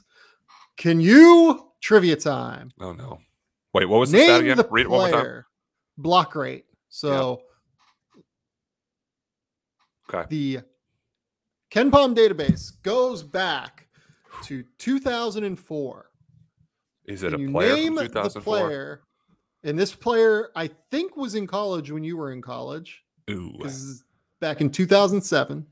Can you name the player that is ahead of Walker Kessler right now in block rate? Well, scarily, my first thought was my college teammate Stefan Lasme, who had 6 triple doubles in the year. But I think you would have framed that a little bit differently if it was a fellow Minuteman. So Stefan had a 16% block rate. He was 4th in the country that year. Pretty good. Joel Anthony was 2nd in the country that year at UNLV, longtime Miami Heat player. It's not Joakim Noah, correct? It's not Joakim Noah. I got nothing. My other guess was like Charles Bassey from like a year or two ago. Shout out Mikal Gladness from Alabama. What are we doing? What are you doing? I thought I was gonna I hate being stumped. Like when I was on the NBA Athletic show the first time after the draft, I went, the worst. No, he's the best. But I went 0 for 100. I'm like this. Like he just like framed me up to get killed. And I thought you were doing the same. Like you didn't know that, but yeah, I did not know that. No. The second in this mark is Larry Sanders at VCU, or third behind Walker Kessler. Larry Sanders went on to a very successful NBA career up until he decided to leave the NBA. This is Walker Kessler's mark is essentially the first like over 19 block rate even since 2010 when Hassan Whiteside did it for Marshall. It is by far the highest mark that a high major player has ever had in the KenPom database. Like it's not even close. What Walker Kessler is doing this year as a shot blocker is unbelievable. He has been a genuinely elite rim protector. If you think he's going to shoot it at all, this is not a crazy pick to take him at 15. I had him at 16. So I'm right there with you. Okay. Yep. Okay. Number 16. Look at that face. I'm waiting. Like I love this. The anticipation. It's the Royal Rumble. I'm waiting for the entrance music to hit. What do we got? You're just waiting. I am going Marjon Beauchamp out of the G League Ignite. Okay. And go ahead. Adam 19. Close. Yeah. The reason I'm taking Marjon, I've not been as sold on Marjon throughout the course of the year, but the more I've talked to scouts, the more I've talked to people that have been around that team and have played against him in the G League, they really just like kind of respect the way he goes about it. They talk constantly about his toughness and his willingness to just like fight and battle out there. In a draft where I don't know who the fuck I can like go to battle with on a given night necessarily. I trust Marjon Beauchamp is a guy that is going to defend. He's going to cut constantly. He's going to rebound. He's going to do all the little dirty work things that I need from a player to help me win basketball games. Again, this is a guy I would love to take at 25 and not 16. But I'm good here taking Marjon Beauchamp. He's averaging like 16 points a game, like 8 rebounds. Yeah. He still can't shoot, but he's an effective finisher around the rim. Like if he shoots it, he's definitely a really good NBA player. It's just whether or not he can shoot it at some point. He's a complementary piece. He's slashing, scoring, pulling up a little bit more. 57% from the field, 24% from 3. I'm drawn to the action and play away from the ball. Got a lot of fans that early season G League showcase, and tapered off a little bit, and their season ends in like 3 games. So the tape is sort of the tape. He's built up his stock enough that I believe he'll end up being a top 20 pick. Yeah, top 25, I would say. I don't even know if I'd go top 20, but there are some concerns. Like, I've talked to a couple teams that have been like, he's 21 years old, and, you can't really count the numbers in the same way that, like, you're counting, Jaden Hardy's, for instance, because Jaden Hardy is a little bit younger at this point in playing professional basketball, like, as a lesser developed player, just physically at this point. I think that's true to an extent, but I just really respect the way that Marshawn Beauchamp goes about it. Yeah, I'm good. You're up at number 17. Okay. 17. Going back to Waco, Texas, I'm going to take Jeremy Sohan for the Baylor Bears. Okay. Give me the Sohan take, because, by the way, Jeremy Sohan scored 6 points last night. He did. He's a 6'9" freshman. He's shooting 50% of the field, 33% from 3. Every 3-game stretch, I changed my mind. One stretch, he's not productive enough. The next, I feel the 20s is too low. The last game I actually watched was versus TCU. He had 16 points on 6 of 9 shooting and 8 rebounds. So I'm going to play off of that. I like the defensive switchability matched with his size. He legit can defend every spot. I'm not saying he's going to start on point guards, but he has quick enough feet. He's quick enough laterally where if he switched onto a guy on the perimeter, he's more than capable of that responsibility. Controls his body well in the offensive half court, has ISO scoring ability. I really like the future of what it looks like with him as a pick and pop isolation guy. He rebounds, he hits the glass. There's some Jabari Smith in him with the turnovers on the drives and the handle. Yeah. He's 18 years old, if I'm not mistaken. He'll be 19 on draft night. I like how he has some international experience. He's picking his spots at Baylor.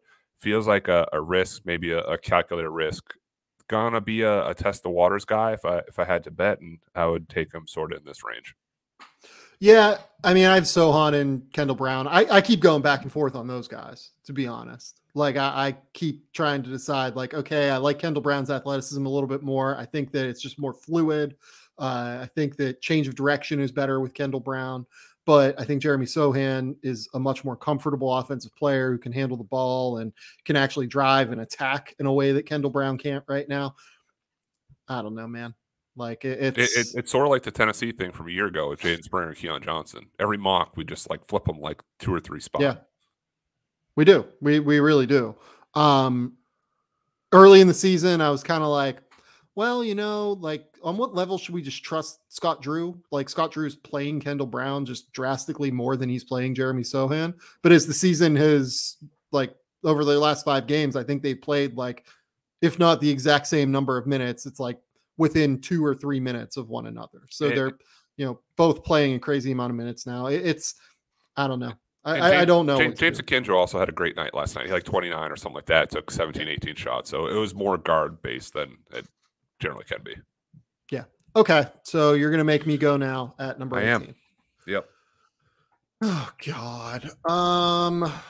This is gross. Number 18, I'm going to go Mark Williams. That's who I had. I like centers. This is the opinion of Game Theory Podcast. I love centers. Center theory. No, Mark Williams is a terrific rim protector. He's a terrific rim runner. He's been in double figures, I believe, in 4 or 5 straight games at this point, where he is just comfortable. Like, that you're getting on a team where he plays as the 5th option offensively every single night, because they have so many guards and perimeter players that are going out to score. You're going to get 10 points literally just off of offensive rebounds and runs to the rim and out in transition. It's literally the role he's going to play in the NBA. And we're getting to watch it. He is an incredibly effective rim protector. He's one of the, 10 best defensive players in college basketball, something absolutely. Like that. Great measurements, 7 foot tall, 7'7" wingspan. I think he is still just figuring it out at this point too. Like, he is still a higher upside beyond what we've seen so far, as he continues to learn, okay, I need to be in this spot and drop coverage. I need to be, here rotationally on the weak side. He still misses a few of those from time to time that I think take him below Walker Kessler a little bit in terms of overall defensive effectiveness within the college basketball setting. But his ceiling is higher than Walker Kessler on defense because he has the better like measurables. He has better athleticism. I have him like one spot ahead of Walker Kessler right now. I'm willing to bet on Mark Williams and his tools figuring it out, given that he's already at such a productive level, playing as the fifth option on this Duke team, while also being asked to anchor their defense and doing it to a pretty reasonably high level still, while he's, still learning essentially how to play basketball as the primary guy on the interior. At 3 blocks a game as that anchor. In the BC game, he did get an intentional foul because he was blocking and defending, protecting the rim too hard. Offensively, 70% from the field, every percentage true shooting rank in the ACC. He's at the top of the list, knows what he is. He doesn't try to make it too crazy. Occasional mid-range jumper. Beyond that, rim runner, rim protector. I had the same pick. Number 19, Matthew, you are up. All right. I'm going to need a couple minutes here. Are you ready to do this? I know who you're going to take. I know who your first like wild card is, and I'm going to be disappointed when you do it because I think that I was going to take him next. I am going to take a freshman from the Big Ten. Yep. Yeah. He plays at the Ohio State University, and I'm going to take Malachi Branham. I was taking him next, so yeah. So I'm going to justify him falling through the cracks a little bit up until this point, and here's why. It's a weird collection of stats. January 2nd, they played Nebraska. I watched that game for E.J. Liddell and Bryce McGowan's. I knew Malachi Branham, but he was not on my radar. He goes 6 for 10 from 3. To that point, he hadn't taken more than 3 threes in a game. I thought it was, wow, kid shot well. He was open, took what he was given to him. January 9th, a week later, he goes 13 for 14 for the free throw line against Northwestern. Up to that point, he hadn't taken more than 4 free throws in a game. So I don't know who he is. Like, who is this guy? Now, the last 7 games, he's averaging more than 10 attempts per game. He's at 14-plus points. For the season, he's shooting 47% from the field, 45% from 3, 80% from the free throw line. So he's becoming this steady player that has the actual production to match. He had this game against Indiana the other night, where he mixed in the strong drives, he's elevating, he's pulling up out of mid-range, and Ohio State at the end of the game are calling plays for him. End of regulation and end of overtime, they're running like isolation and pick and roll plays for Malachi Branham, and he's delivering. I mean, there was a play at the end there where he was doubled and dropped it off in the post for a bucket, and he had 20 points. Again, I'd be comfortable investing in him right now. And I didn't think it was hyperbole when I tweeted it after the game that if he comes back to school, he's going to have kind of this buzz and talked about in that like Jaden Ivey, even Johnny Davis type of ilk as this impact sophomore to come back. You look at the stats of Jaden Ivey and Malachi Branham as freshman. Malachi Branham's stats and numbers, scoring about the same. The shooting percentages are all better. He's not the athlete, not even close. And some people are worried about, is he able to do that against bigger, better defenders? I'll bet on it. If the guy shoots 45+% from 3, is getting to the free throw line is any. And I know that you've talked to NBA guys, I've talked to agents, I've talked to opposing coaches in that league. They all say the same thing. Like, this thing is coming. And now it's like, I feel like we're here. Yeah. Like I said, I was going to take him next. I thought that 20 was more reasonable than, having that 1 next to his name, like that, like team's number. Just a number, but just a spot. Yeah, it's literally just a number. Over his last 14 games, I have the numbers here. He's averaging 16 points, 4.4 rebounds, 2 assists, while shooting 52% from the field, 50 from 3, and 80% from the line. This is happening. Like, he is 8 for 8 last night for the free throw line, like converted. And if we did this twice a week, where I think we'd run out of stuff to talk about it at some point, you and I both been talking about a week about like arguing who the prospect of the week was going to be able to do for Malachi Branham, because it was bubbling, like the cup was full. Now it's like completely overflowing. Yeah, no, it's 100% right. I mean, he is just absolutely awesome. Like he's awesome. There's no way around it. The thing that, look, I don't think he is quite what Jaden Ivey was last year in terms of a draft prospect, because he's not as athletic. You nailed that on the head. But there's a lot of Johnny Davis there. And he is long. Like, he is a very long player. The reason that I didn't like him that much, I thought he was an NBA player. I didn't see him as a one and done guy. Oh, I didn't like the jumper from distance when he was at St. Vincent St. Mary's. Like, I really did not think that he was going to be able to consistently shoot it from 3 early in his college career. I mean, he's a fucking shooter now. Like, it's clear that he has just worked to the point that he is a legit NBA, maybe not NBA 3-point shooter, but college 3-point shooter at the very least. You mix that with the in-between game that he's had for a while now, the ability to drive, the fearlessness. He's tough as shit. Like, as a driver, I mean, like, he takes bumps and it's like nothing. It doesn't phase him. Yeah, this is happening. I think it's the corner's been turned. If you look at game by game logs of Jaden Ivey as a freshman, he did this around the same time in the last 5 games. It was 15, 17 points. He had 26 against North Texas or something like that. It feels like the turn is kind of the same. And I do the one kind of disclaimer I want to have is I also wouldn't be surprised if next game he's not great, because these freshmen just as a whole have been completely unpredictable. So next game he has 6 points and then 4 points and has 26. I think that's kind of like normal for the sailing we're doing right now. Yeah, and like, he went 3 for 12 against Maryland, right, and had 8 points. Like, he was not good in that game. He went 1 for 7 against Penn State in this run and was bad in that game, right? But you know what, though? In a lot of those games where he still doesn't play super well, he still gets to the line like a pretty real amount. Like, he finds ways to make it work. Like, he's figuring out, even in the bad, like, terrible moments, how to be productive. Unlike the guy that I'm about to take at number 20, who, good segue. It looks like he's not going to play the rest of the year. Yeah, I had him 20. We should have just done one board and just read it off guy by guy. Go ahead. I'm taking Pat Baldwin here at number 20. It looks like he's going to miss the rest of the year. He's been dealing with injuries, it seems like, for a while now, and has been banged up. So, like, how much do you want to take the numbers at face value versus, like, a guy who tried to make it work and just couldn't, right? Numbers are real bad, though. Oh, they're bad. Mm-hmm. Numbers are real bad. Like, the thing I wrote in the mock draft last week was just literally like, I can't remember a prospect where the numbers for the competition level will have been as bad as Pat Baldwin's are this season. Pat Baldwin is averaging 12 points, 5.8 rebounds, 1.5 assists versus 2.1 turnovers, shooting 34% from the field, 26% from 3. Right now, the Horizon League is not a particularly strong basketball league. According to Ken Palm, it is ranked 26th out of 32 leagues in college basketball in terms of overall strength. That's bad.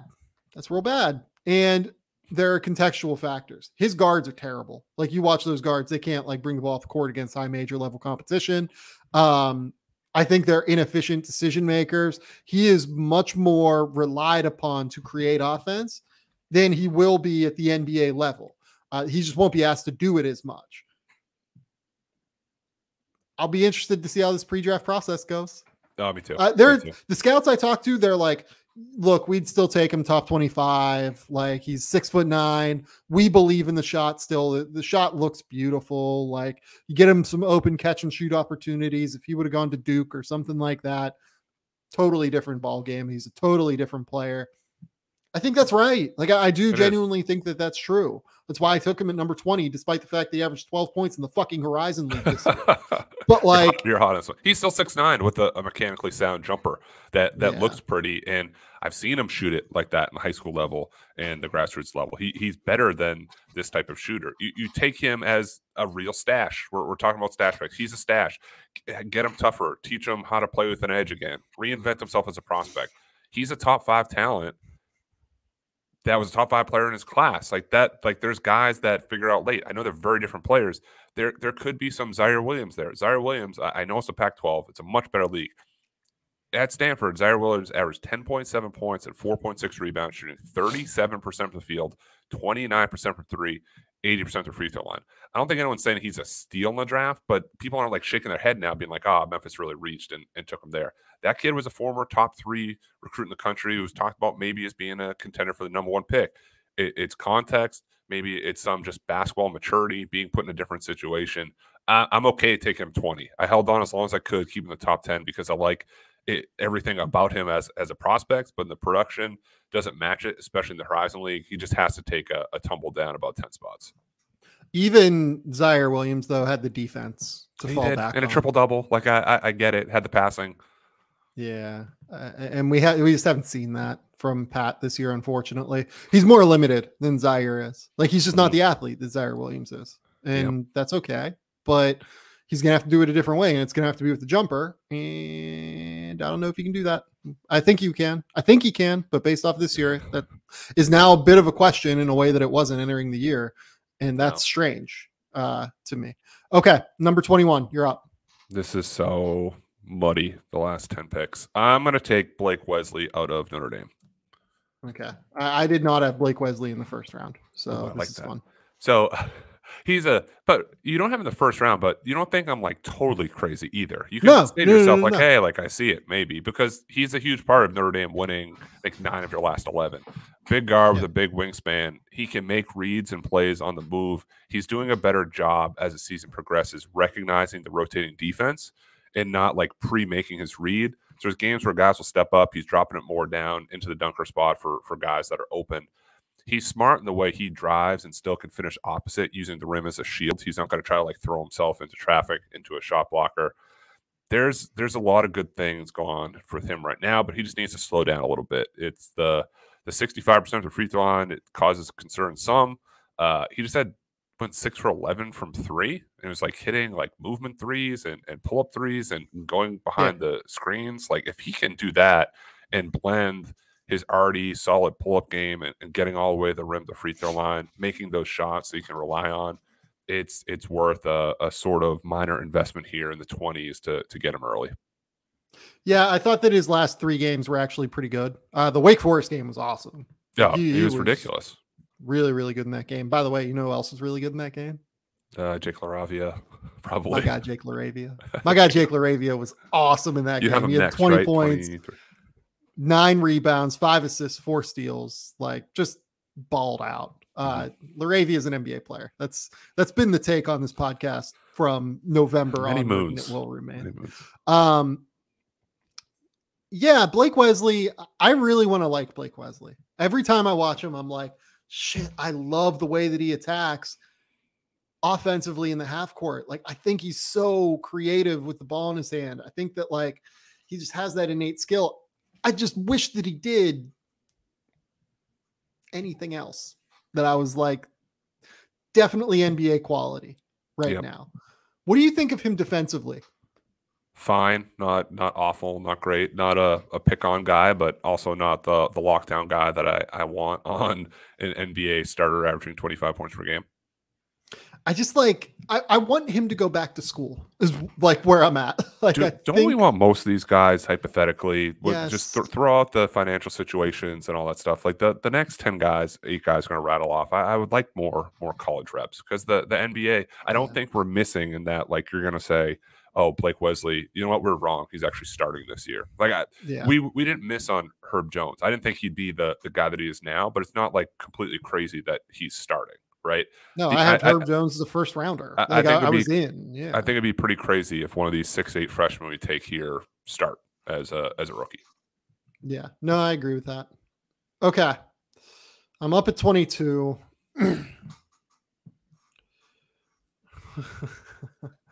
Do it.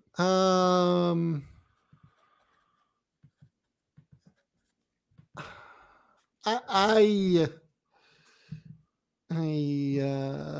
think I am going to I think I know what I'm going to do. I'm not going to feel awesome about it. But I do think I'm going to take Jaden Hardy here. I thought about it. I have him at 24. Yeah. Jaden Hardy needs to like completely adjust the way he plays basketball. He needs to shoot and needs to be willing to make the passing reads when he's not open to shoot. But he has a lot of game. He has a lot of finishing craft off the bounce. He has the ability to separate.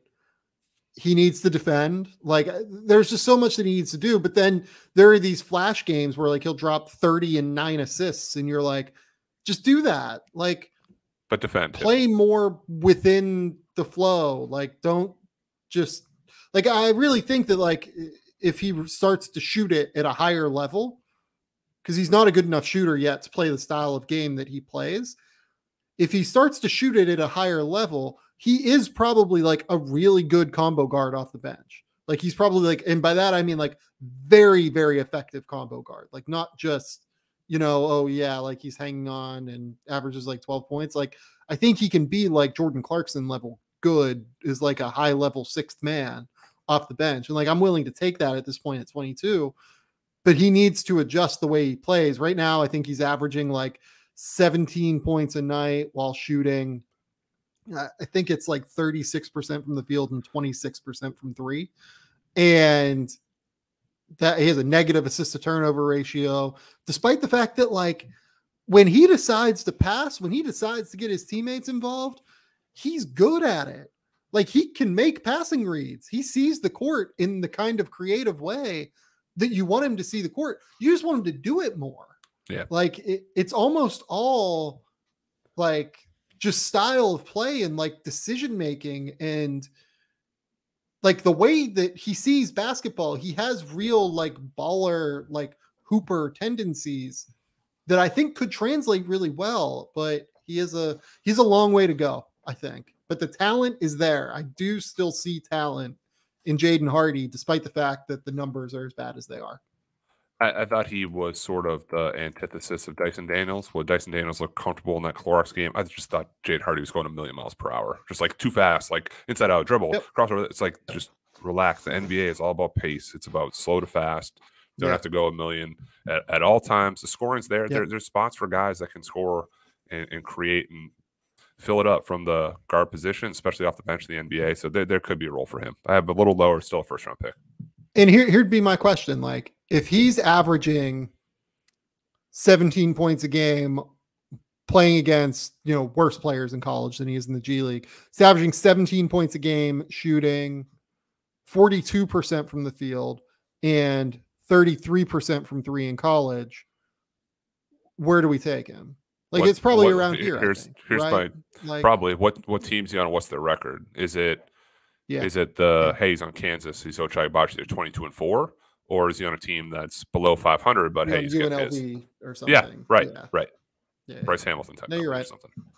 You're right. Like Bryce McGowan's numbers are not all that drastically different than this. No, they're not. What we're talking about. So, okay, yeah, you're up at 25 or 23. I'm sorry. You are going to yell at me right now, and that's okay.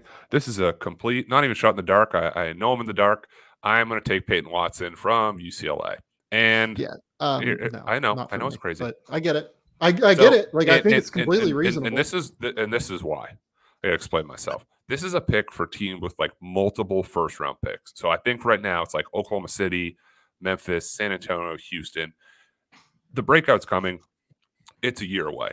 The amount of space between actual draft-worthy performances is significant. But if I have 2 to 3 picks, it's worth taking a gamble on a guy that definitely has not put it together yet, but has the high school pedigree, has enough tape that looks like it's going to work in time, and you don't need it right away.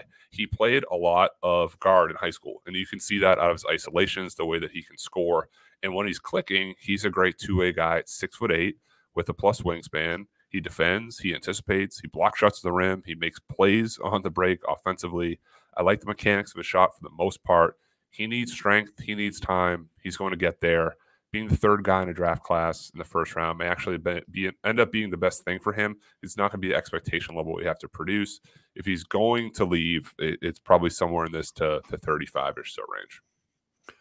Yeah, so he's banged up right now, from what I gather. Yes, didn't play has like some yep. like smaller injuries, like bruises and stuff like that like are holding him back from being at his highest level. Peyton Watson has scored. I know. One field goal since the start of February. Yep. And then November to January, didn't have a field goal. I get it. I do. But we said this draft bottoms out. I think we're at not the bottom, but just this is where we can afford to take our chances. We're not taking them 9th. Yep. We're not taking them 15th. This is 23. Yep. And I still like the talent. I'm with you on the overall talent level of Peyton Watson. Okay, we're at 24. We're at 24. We are at 24. I'm going to take EJ Liddell. Oh, I like that. I'm 30. Yeah. Been one of the most productive players in college basketball this season. There's not really a way around how productive he's been. He's averaging I think the numbers are 20 points, 8.5 rebounds, 3 assists, and 2.5 blocks, while shooting 51, 39, 74. Those numbers are things that nobody in college basketball, in terms of the number that's the differentiator is the blocks plus the assists, those two things combined. Nobody has really done this in college basketball in the last quarter century. It's pretty staggering. He's a very real rim protector. I loved Grant Williams in the draft. I think that Grant's jumper, I had more faith in it than what I do in EJ's, despite the fact that I think Grant's numbers from 3 were probably a little bit worse. Grant's free throw percentage and his touch, particularly from the mid-range, was always a little bit better. I think EJ's jumper flattens out too much oftentimes, unfortunately. It's gotten better, but definitely does. Yeah. He's going to have to really work on that through the pre-draft process, really work on improving that jumper to where it's no longer flattening out. But he's a really smart defender. He's a really, really smart basketball player. He makes shit happen. As a combo 4-5 man that you can put next to a floor spacing 5, maybe. It's going to be situational with EJ, but I really, really like the production that I'm getting here on a player that has been one of the best players in college basketball this season, and certainly will at the very least be a second-team All-American, if not a first-team All-American. And Grant Williamson didn't take a ton of threes in college either. His senior year, he only took 1.2 per game, shot 33%. Yeah, EJ's probably he is statistically a better shooter than that. He's a safer gamble than a lot of the freshmen I'm rallying off here. Have to know he's still 6'7" in the front court. There's always going to be some limitations as the game does continue to get more mobile and less traditionally sized in the terms of centers, as we've just drafted about 10 of them. Maybe he could be a guy that fits that bill. Yep, agree. Okay, you're up at 25. All right, 25. I am going to take Harrison Ingram from Stanford. Was the guy considered with Liddell, so sounds good. Off the board, I'm a fan of his feel at 6'8", 230 pounds. He's coming off a couple of bad games, just like everybody here, against Colorado and Utah. Before that, he put together a nice little stretch of 14 or more points with 5 assists, hit multiple threes in each game. With his at least perceived lack of foot speed, the shot has to stay up in the mid-30s. That has to be a threat on the catch if you're not going to be able to blow by guys. One note here, too. I'd say he's probably a little bit ahead of schedule than what I projected he'd be as a freshman. Our expectation level for most of these guys is sky high, and he should be a 2-year guy. He's been better than I thought he would be. We don't have to rush through this process for every player. For the way that he sees and thinks and feels and plays the game, I like him in the mid-20s. Yeah, I don't have anything else to say. I worry about the jumper. He's going to have some actual mechanical work to do on the jumper, I think, because it's all funky at the top and he kind of twists his body, and there's going to be some work to do there. But I think he does have touch, and I love his feel. Like you said, the feel for the game. You're betting on a smart player here, and I'm comfortable with that, given that he's 6'8", pretty damn close to a 7-foot wingspan, something like that. I would venture. Okay, speaking of wingspan, number 26 on my end. I'm staying in the Pac-12. This is going to be 3 of our last 4 picks have been out of the Pac-12. I'm going Christian Koloko out of Arizona. Ooh, okay. And he remains one of the best rim protectors in the country. He is an effective finisher at the basket. He has a 64 true shooting percentage. I worry about the hands and touch a little bit still. He has moments where, like, if he tries to execute a post move, the odds are like he's just as likely to like brick it off of the glass as he is to like actually make the shot. It's going to take some time, I think.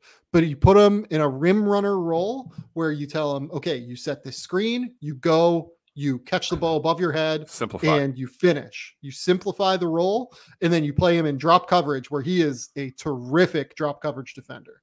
He's an absolutely terrific drop coverage defender. Really good positionally. Tommy Lloyd and that staff has done a phenomenal job developing him on that side of the court. I think he's been the second best player defensively in the country this year behind Walker Kessler.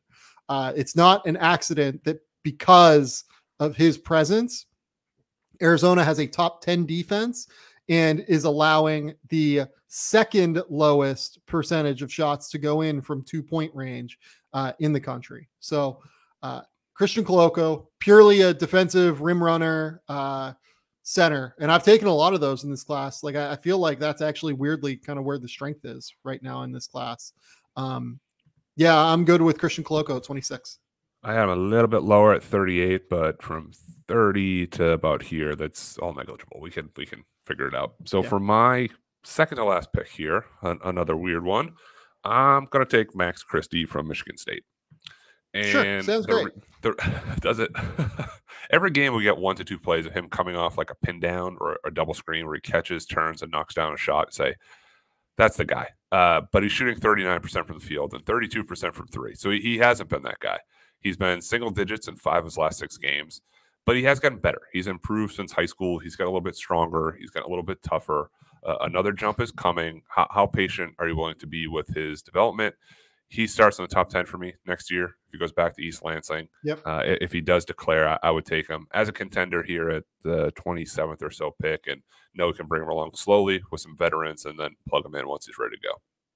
Yeah, I really think he should go back to school. I really, really think he should go back to school. I think he would set himself up for a better career long term by going back to Michigan State and continuing to develop, being the centerpiece next year, and getting stronger, getting more physical defensively. We know that Michigan State will develop him in that way. I would go back to Michigan State. I think that, like you said, he'd be definitely a lottery guy for me next year coming into the year. And I think that, you know, a lot of Ben Mathurin vibes there. I like that in terms of,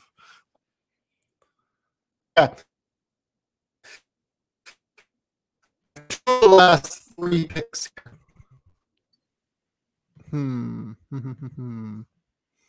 Okay. What do I want to do with these picks? I am going to use this first one, I think. Who do I want to take? This is a tough one. This is a really tough one. Very tough. I think I'm going to take Trevor Keels. Do you have Trevor Keels on your board? Yeah, I do. 32. Okay, so right in the range. Right there. Trevor Keels has been in double figures in, I believe, 5 of his last 6 games. The shooting is starting to turn around a little bit to where I feel a little bit better about the jumper. The numbers are starting to leap a little bit. He's still the same high-level defender that he was coming into the year and that he's shown throughout the year. His game against Florida State, I thought, was absolutely outstanding this past week. He really did a great job of distributing throughout that game, I thought. Like, they played him a little bit more at the point, and I thought he was just absolutely incredible for the level that he's shown this year, at least, as a passing player who got his teammates involved and then took the opportunities that came to him whenever they came. He made 3 of 8 from 3. He had 8 assists versus only 2 turnovers. That was, I thought, one of the best games we've seen from him. I know people will point to like the Clemson game where he had, I think, like 25 and 10 or something like that, where he was like one of the best players on the court in that game. I actually really like the Florida State game a little bit more because of the length that Florida State, the athleticism Florida State can throw at you. And he didn't look sped up at all. He looked like he was under control. And it was the kind of role that I think NBA teams, like kind of as a combo guard, like really envision him in. I really like that game quite a bit. So I'm going Trevor Keels, 28. Good pick. He's super strong too. Like if the three's there and then the battering ram stuff with control going to the lane, Boston College, when I saw them, couldn't stop him once he got going. Yeah, so I just want to be clear here. I've taken Paolo Banchero, Trevor Keels, Mark Williams, and AJ Griffin. I've taken all 4 of the Duke first-round picks. Whose payroll are you on? Let's see your taxes. Okay, my last pick. I'm contractually obligated to make this one. Don't feel great about it. Feel worse than I ever have. What? I have to do it. I'm taking Josh Minot from Memphis, and this is why. He's back to bit at this point is why. Like a little bit. He's back to having minimal impact on the court. He is 6'8", and he makes some great passes on the move, can score up, pick and pop. The shot is funky with the shoulders never really squared. What? This is real. Changes end quickly. On the offensive end, that can result in a dunk. Defensive end, that can result in block shots. When the game is shrunk down in the half court, he's a solid interior passer, can get his own shot off. It's a long-term play. I understand. It's again, this is for a team with multiple first-round picks or no need to force the immediate impact. I really like him. It's going to happen in time, and I just want everyone to know that I still believe in Josh Minot. I know he's on your board. I don't care. I still have him. 28th. Unbelievable. You're up. Last pick. I love you, buddy. This is great. Love you, this buddy. Is 7 points, 1 point, 2 point, and 3 of his last 4 games. Look at Malachi Branham stretches in the middle. Look up Jaden Ivey three games ago. We all have our bumps in the road. He's had a few more speed bumps lately, but he's like sort of in their rotation right now. Yeah, sort of. Okay, so I'm up here at number 30. I'm trying to decide, like, there's a guy you have to take. A guy I have to take? I think probably. No, go ahead. Who do you think I have to take? I thought you were going to take Jovic. No, he has not been very good recently. Yeah. And I have some real worries defensively about him. I mean, would we not be taking an international player? Yeah, that's why you're the international guy. I was depending on you. I mean, I have him there. I had him actually like a spot or two higher, but I feel like I had to take Josh Minot. Like I don't have like I have him like right around this range. Like I don't love what I've seen from him recently. I mean, like I was it's less fun if I take him, I think. I don't take him. Let's get crazy. I took Josh Minot, so we're reaching the conclusion of the show here. We're pulling into the station. Yeah. Oh, I don't know. The players that I'm deciding between are Jovic, Justin Lewis, Kennedy Chandler, Jean Montero, Bryce McGowan's. I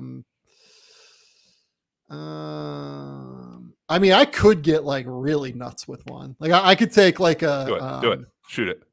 Number 30 pick. You are taking. I could take a Matt Pennie style Josh Minot Let's go. flyer on someone here. Okay.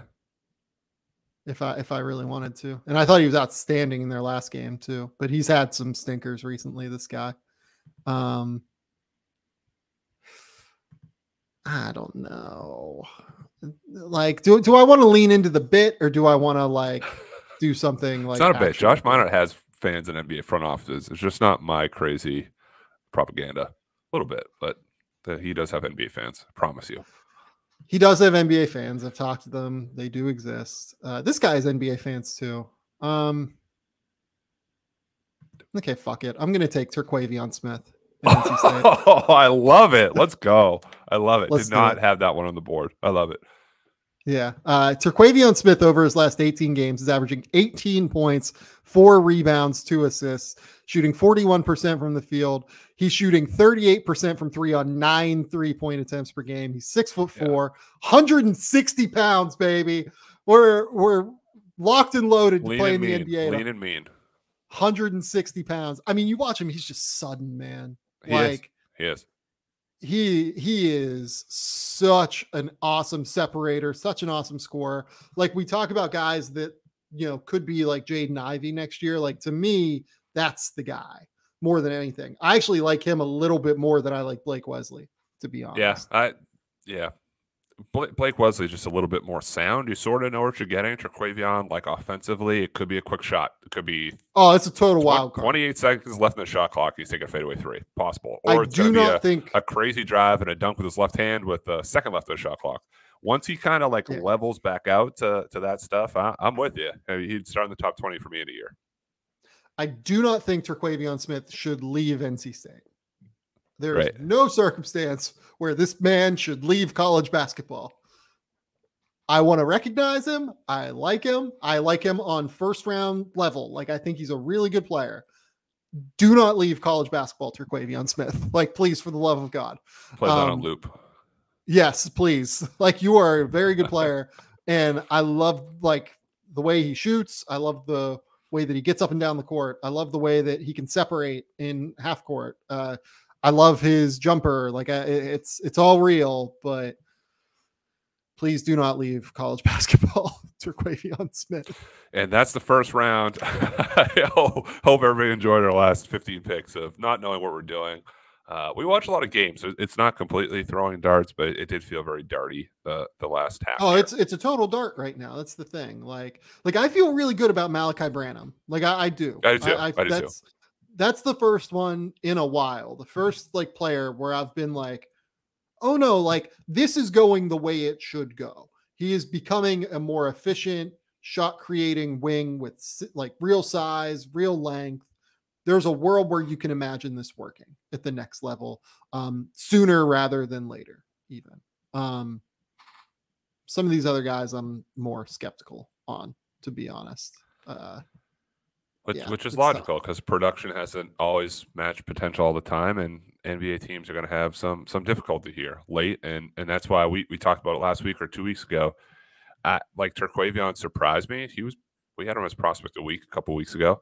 There could be guys that I have it at 45, and normally we're pretty good. Like, the standard deviation's 4 or 5 picks. You could have a guy that's 45 or 50th on your board going late first. There could be some franchises like, we're not doing this whole freshman pre-draft thing. Get me the older guy. Get me. We'll take Jordan Hall. We'll take Julian Champagnie. We'll take even Justin Lewis, who's a sophomore. Like, guys who have been around the block just a little bit more than, hey, we're going to roll the dice with Blake Wesley or Aminu Mohammed or even Kennedy Chandler.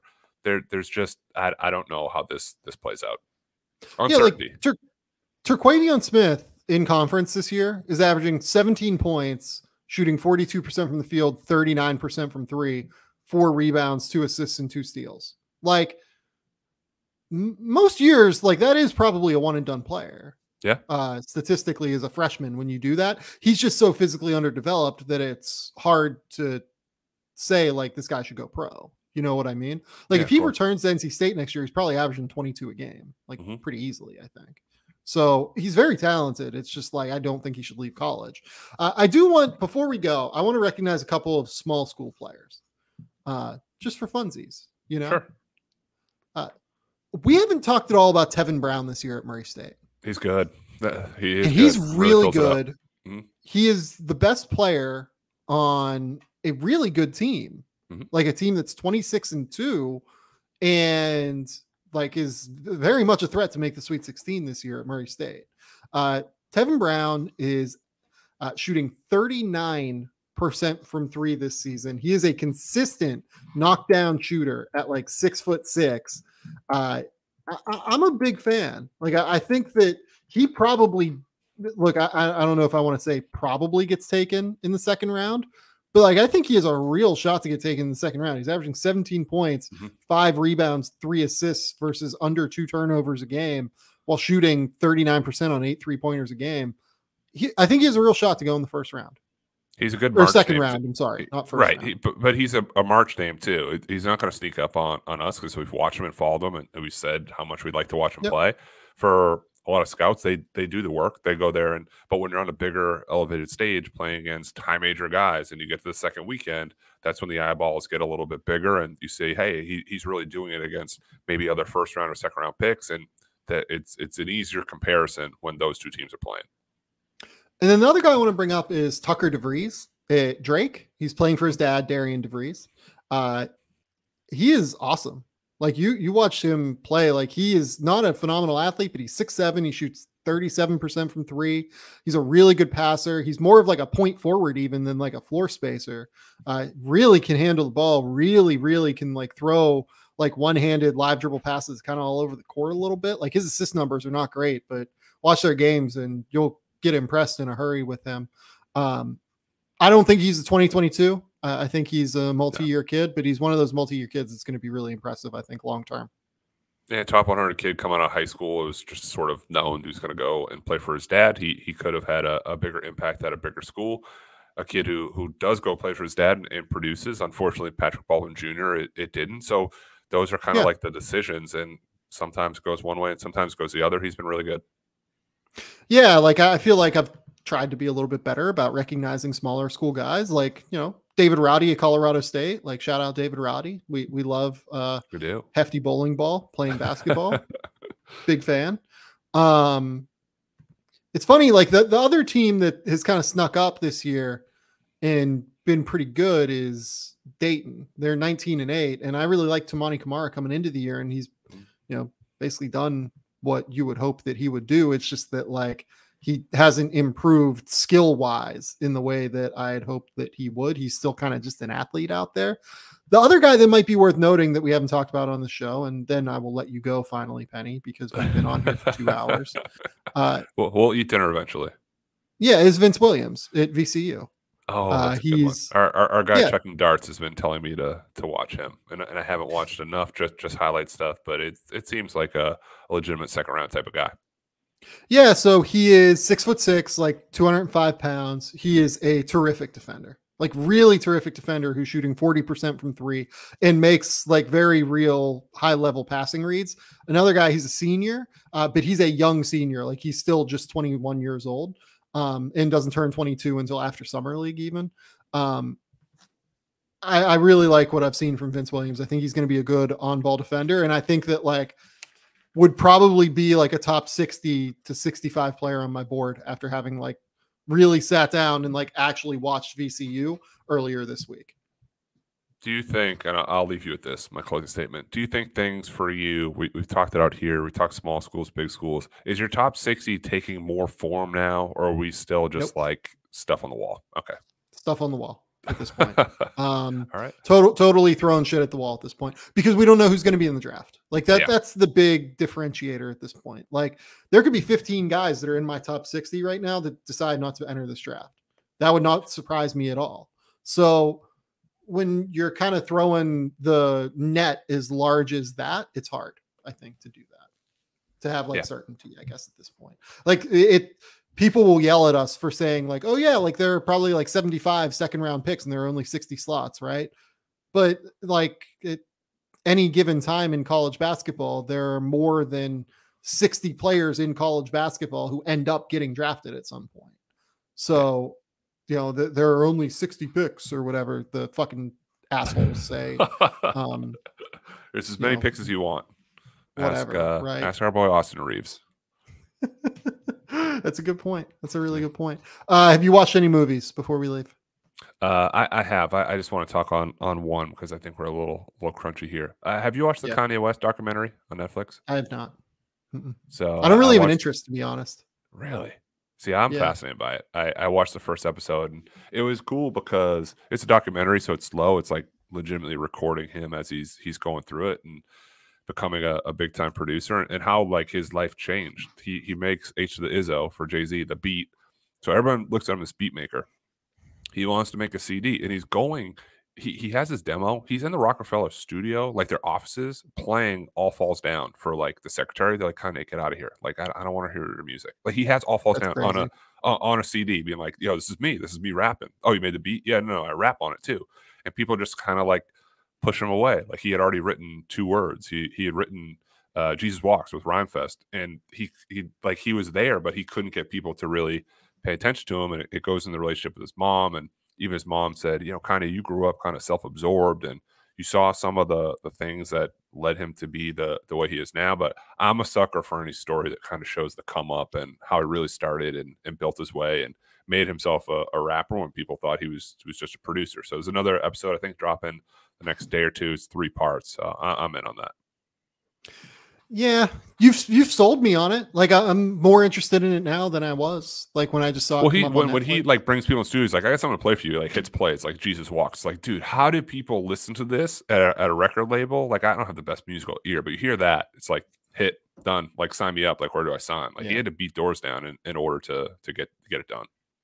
It's probably the same way people look at us or like look at scouts. Like whenever they watch Damian Lillard when he's like a junior at Weber State, though, right? Like, wait, how did you miss this? Like, how the fuck did you like not see this? Right? It's Damian Lillard. He's a star. Max contract guy. Okay, so I watched Kimmy, the Steven Soderbergh movie on HBO Max. Okay. Zoe Kravitz like playing a person who doesn't leave her house, basically, who falls into like a blowout level like thing. Really good. Like will probably be like a top 25, 30 movie for me this year. Really, really liked it. Texas Chainsaw Massacre will be the worst movie I've seen this year. I hope so. I mean, what version of Texas Chainsaw Massacre? This is like, I don't want to say 20th, but didn't they have like one in like space? It's number 9. I looked it up. Yeah. There you go. They reinvented, they did the reimagining. It's like Ryan Reynolds in one of them at one point. Some big actor. Isn't it like McConaughey and Renee? Oh, it is McConaughey. It is McConaughey. How did I live on that? Our sweet king, Matthew McConaughey. Yeah, you're right. And then like Jessica Biel's in the one that like came in 2003. Yeah, I watched that one. I haven't seen any of those. I'm not like an enormous Texas Chainsaw Massacre fan in general. I've seen the first one. It's fine. Like I understand how influential it is, and that's why I watched it. But like, it's fine. This one was like an abomination, just like from a character perspective, from story perspective. Like it's clear that like I read about it after where apparently it had like the worst test audience scores of like, I love that. Some of the movies that have like happened in the last decade. Just going to rack up all the Razzie Awards. Yeah. Like Legendary basically like sold it off to Netflix. And I would bet you, I don't know this. This is me guessing that like, the two work together to like make some cuts because this thing is under 80 minutes, not counting credits. That's like good. That'd be 80 minutes, then 2 hours and 30 minutes. That's true. It is a short one. This was a horror weekend for Laura and I. We watched The Medium, which is on Shudder. It is I believe, Thai movie. How do you have time for this? It's incredible. I don't have kids. That's how. Yeah, makes sense. Like, while you're in the stands at where were you? Albany this weekend. Yeah, my son slept in the stands. He slept in Albany UNH. Dads and moms and guardians alike can relate to this. We drove during nap time. And he didn't nap in the car, so we got into our seats in row H, and he's like, it's everything in third person. He's like, Avery's tired. I'm like, all right, man, I'm tired too. He's like, I want to lay down. I'm like, okay. So we made him like a bed out of jackets. He's like laying down in row H. I'm just like, God, give me this game. You sent me a photo of that, and I was like, okay, this is like the cutest thing I think I've ever seen in my life. Cute's one word for it, but yes, that takes up a lot of time. Yeah, as long as he's sleeping, I feel like it's cute. Like he didn't. The key is just keep feeding him. Like, here's some popcorn, here's some chocolate, here's another drink. It's like every 10 minutes you need a refresh. Oh my God. Watched The Feast as well, which is a Welsh horror movie, which was a wild one. Laura and I were on the hunt for horror movies this weekend. Like, we had to really go and look for some good ones. Good 2021 releases, because with Laura it's hard because she sees literally every horror movie that comes out. I don't watch them all with her, even, because I'm just like, okay, this might not be for me. Need a break. Yeah, I might need a break. So when we watch them, if there's not a big release that's out this week, we have to, go on a hunt for them typically. So yeah, no, The Feast and The Medium were both really good. I would recommend both of them. I really liked both of them. And I'm going to try and go see Licorice Pizza at some point this week. So I'm excited. Nice. Good one. Oscar buzz. That honestly could be this afternoon for me. I don't know yet. Perfect. Nice little day. Pennie looks like he's about to fall asleep while talking to me. So I think it's ready to move on with our days. Please remember, rate, review, subscribe to the Game Theory podcast. We will be back next week with more. Pennie will be back at some point. I'll do some NBA stuff once the season gets going again. This podcast will come out by the time the season has started again. So this is coming out on Friday. We recorded on Tuesday, Pennie's time, Tuesday night. So this will be out. Yeah, I'll probably release it Friday morning, I would venture. Something like that. But until next time, folks, we will talk soon. Bye.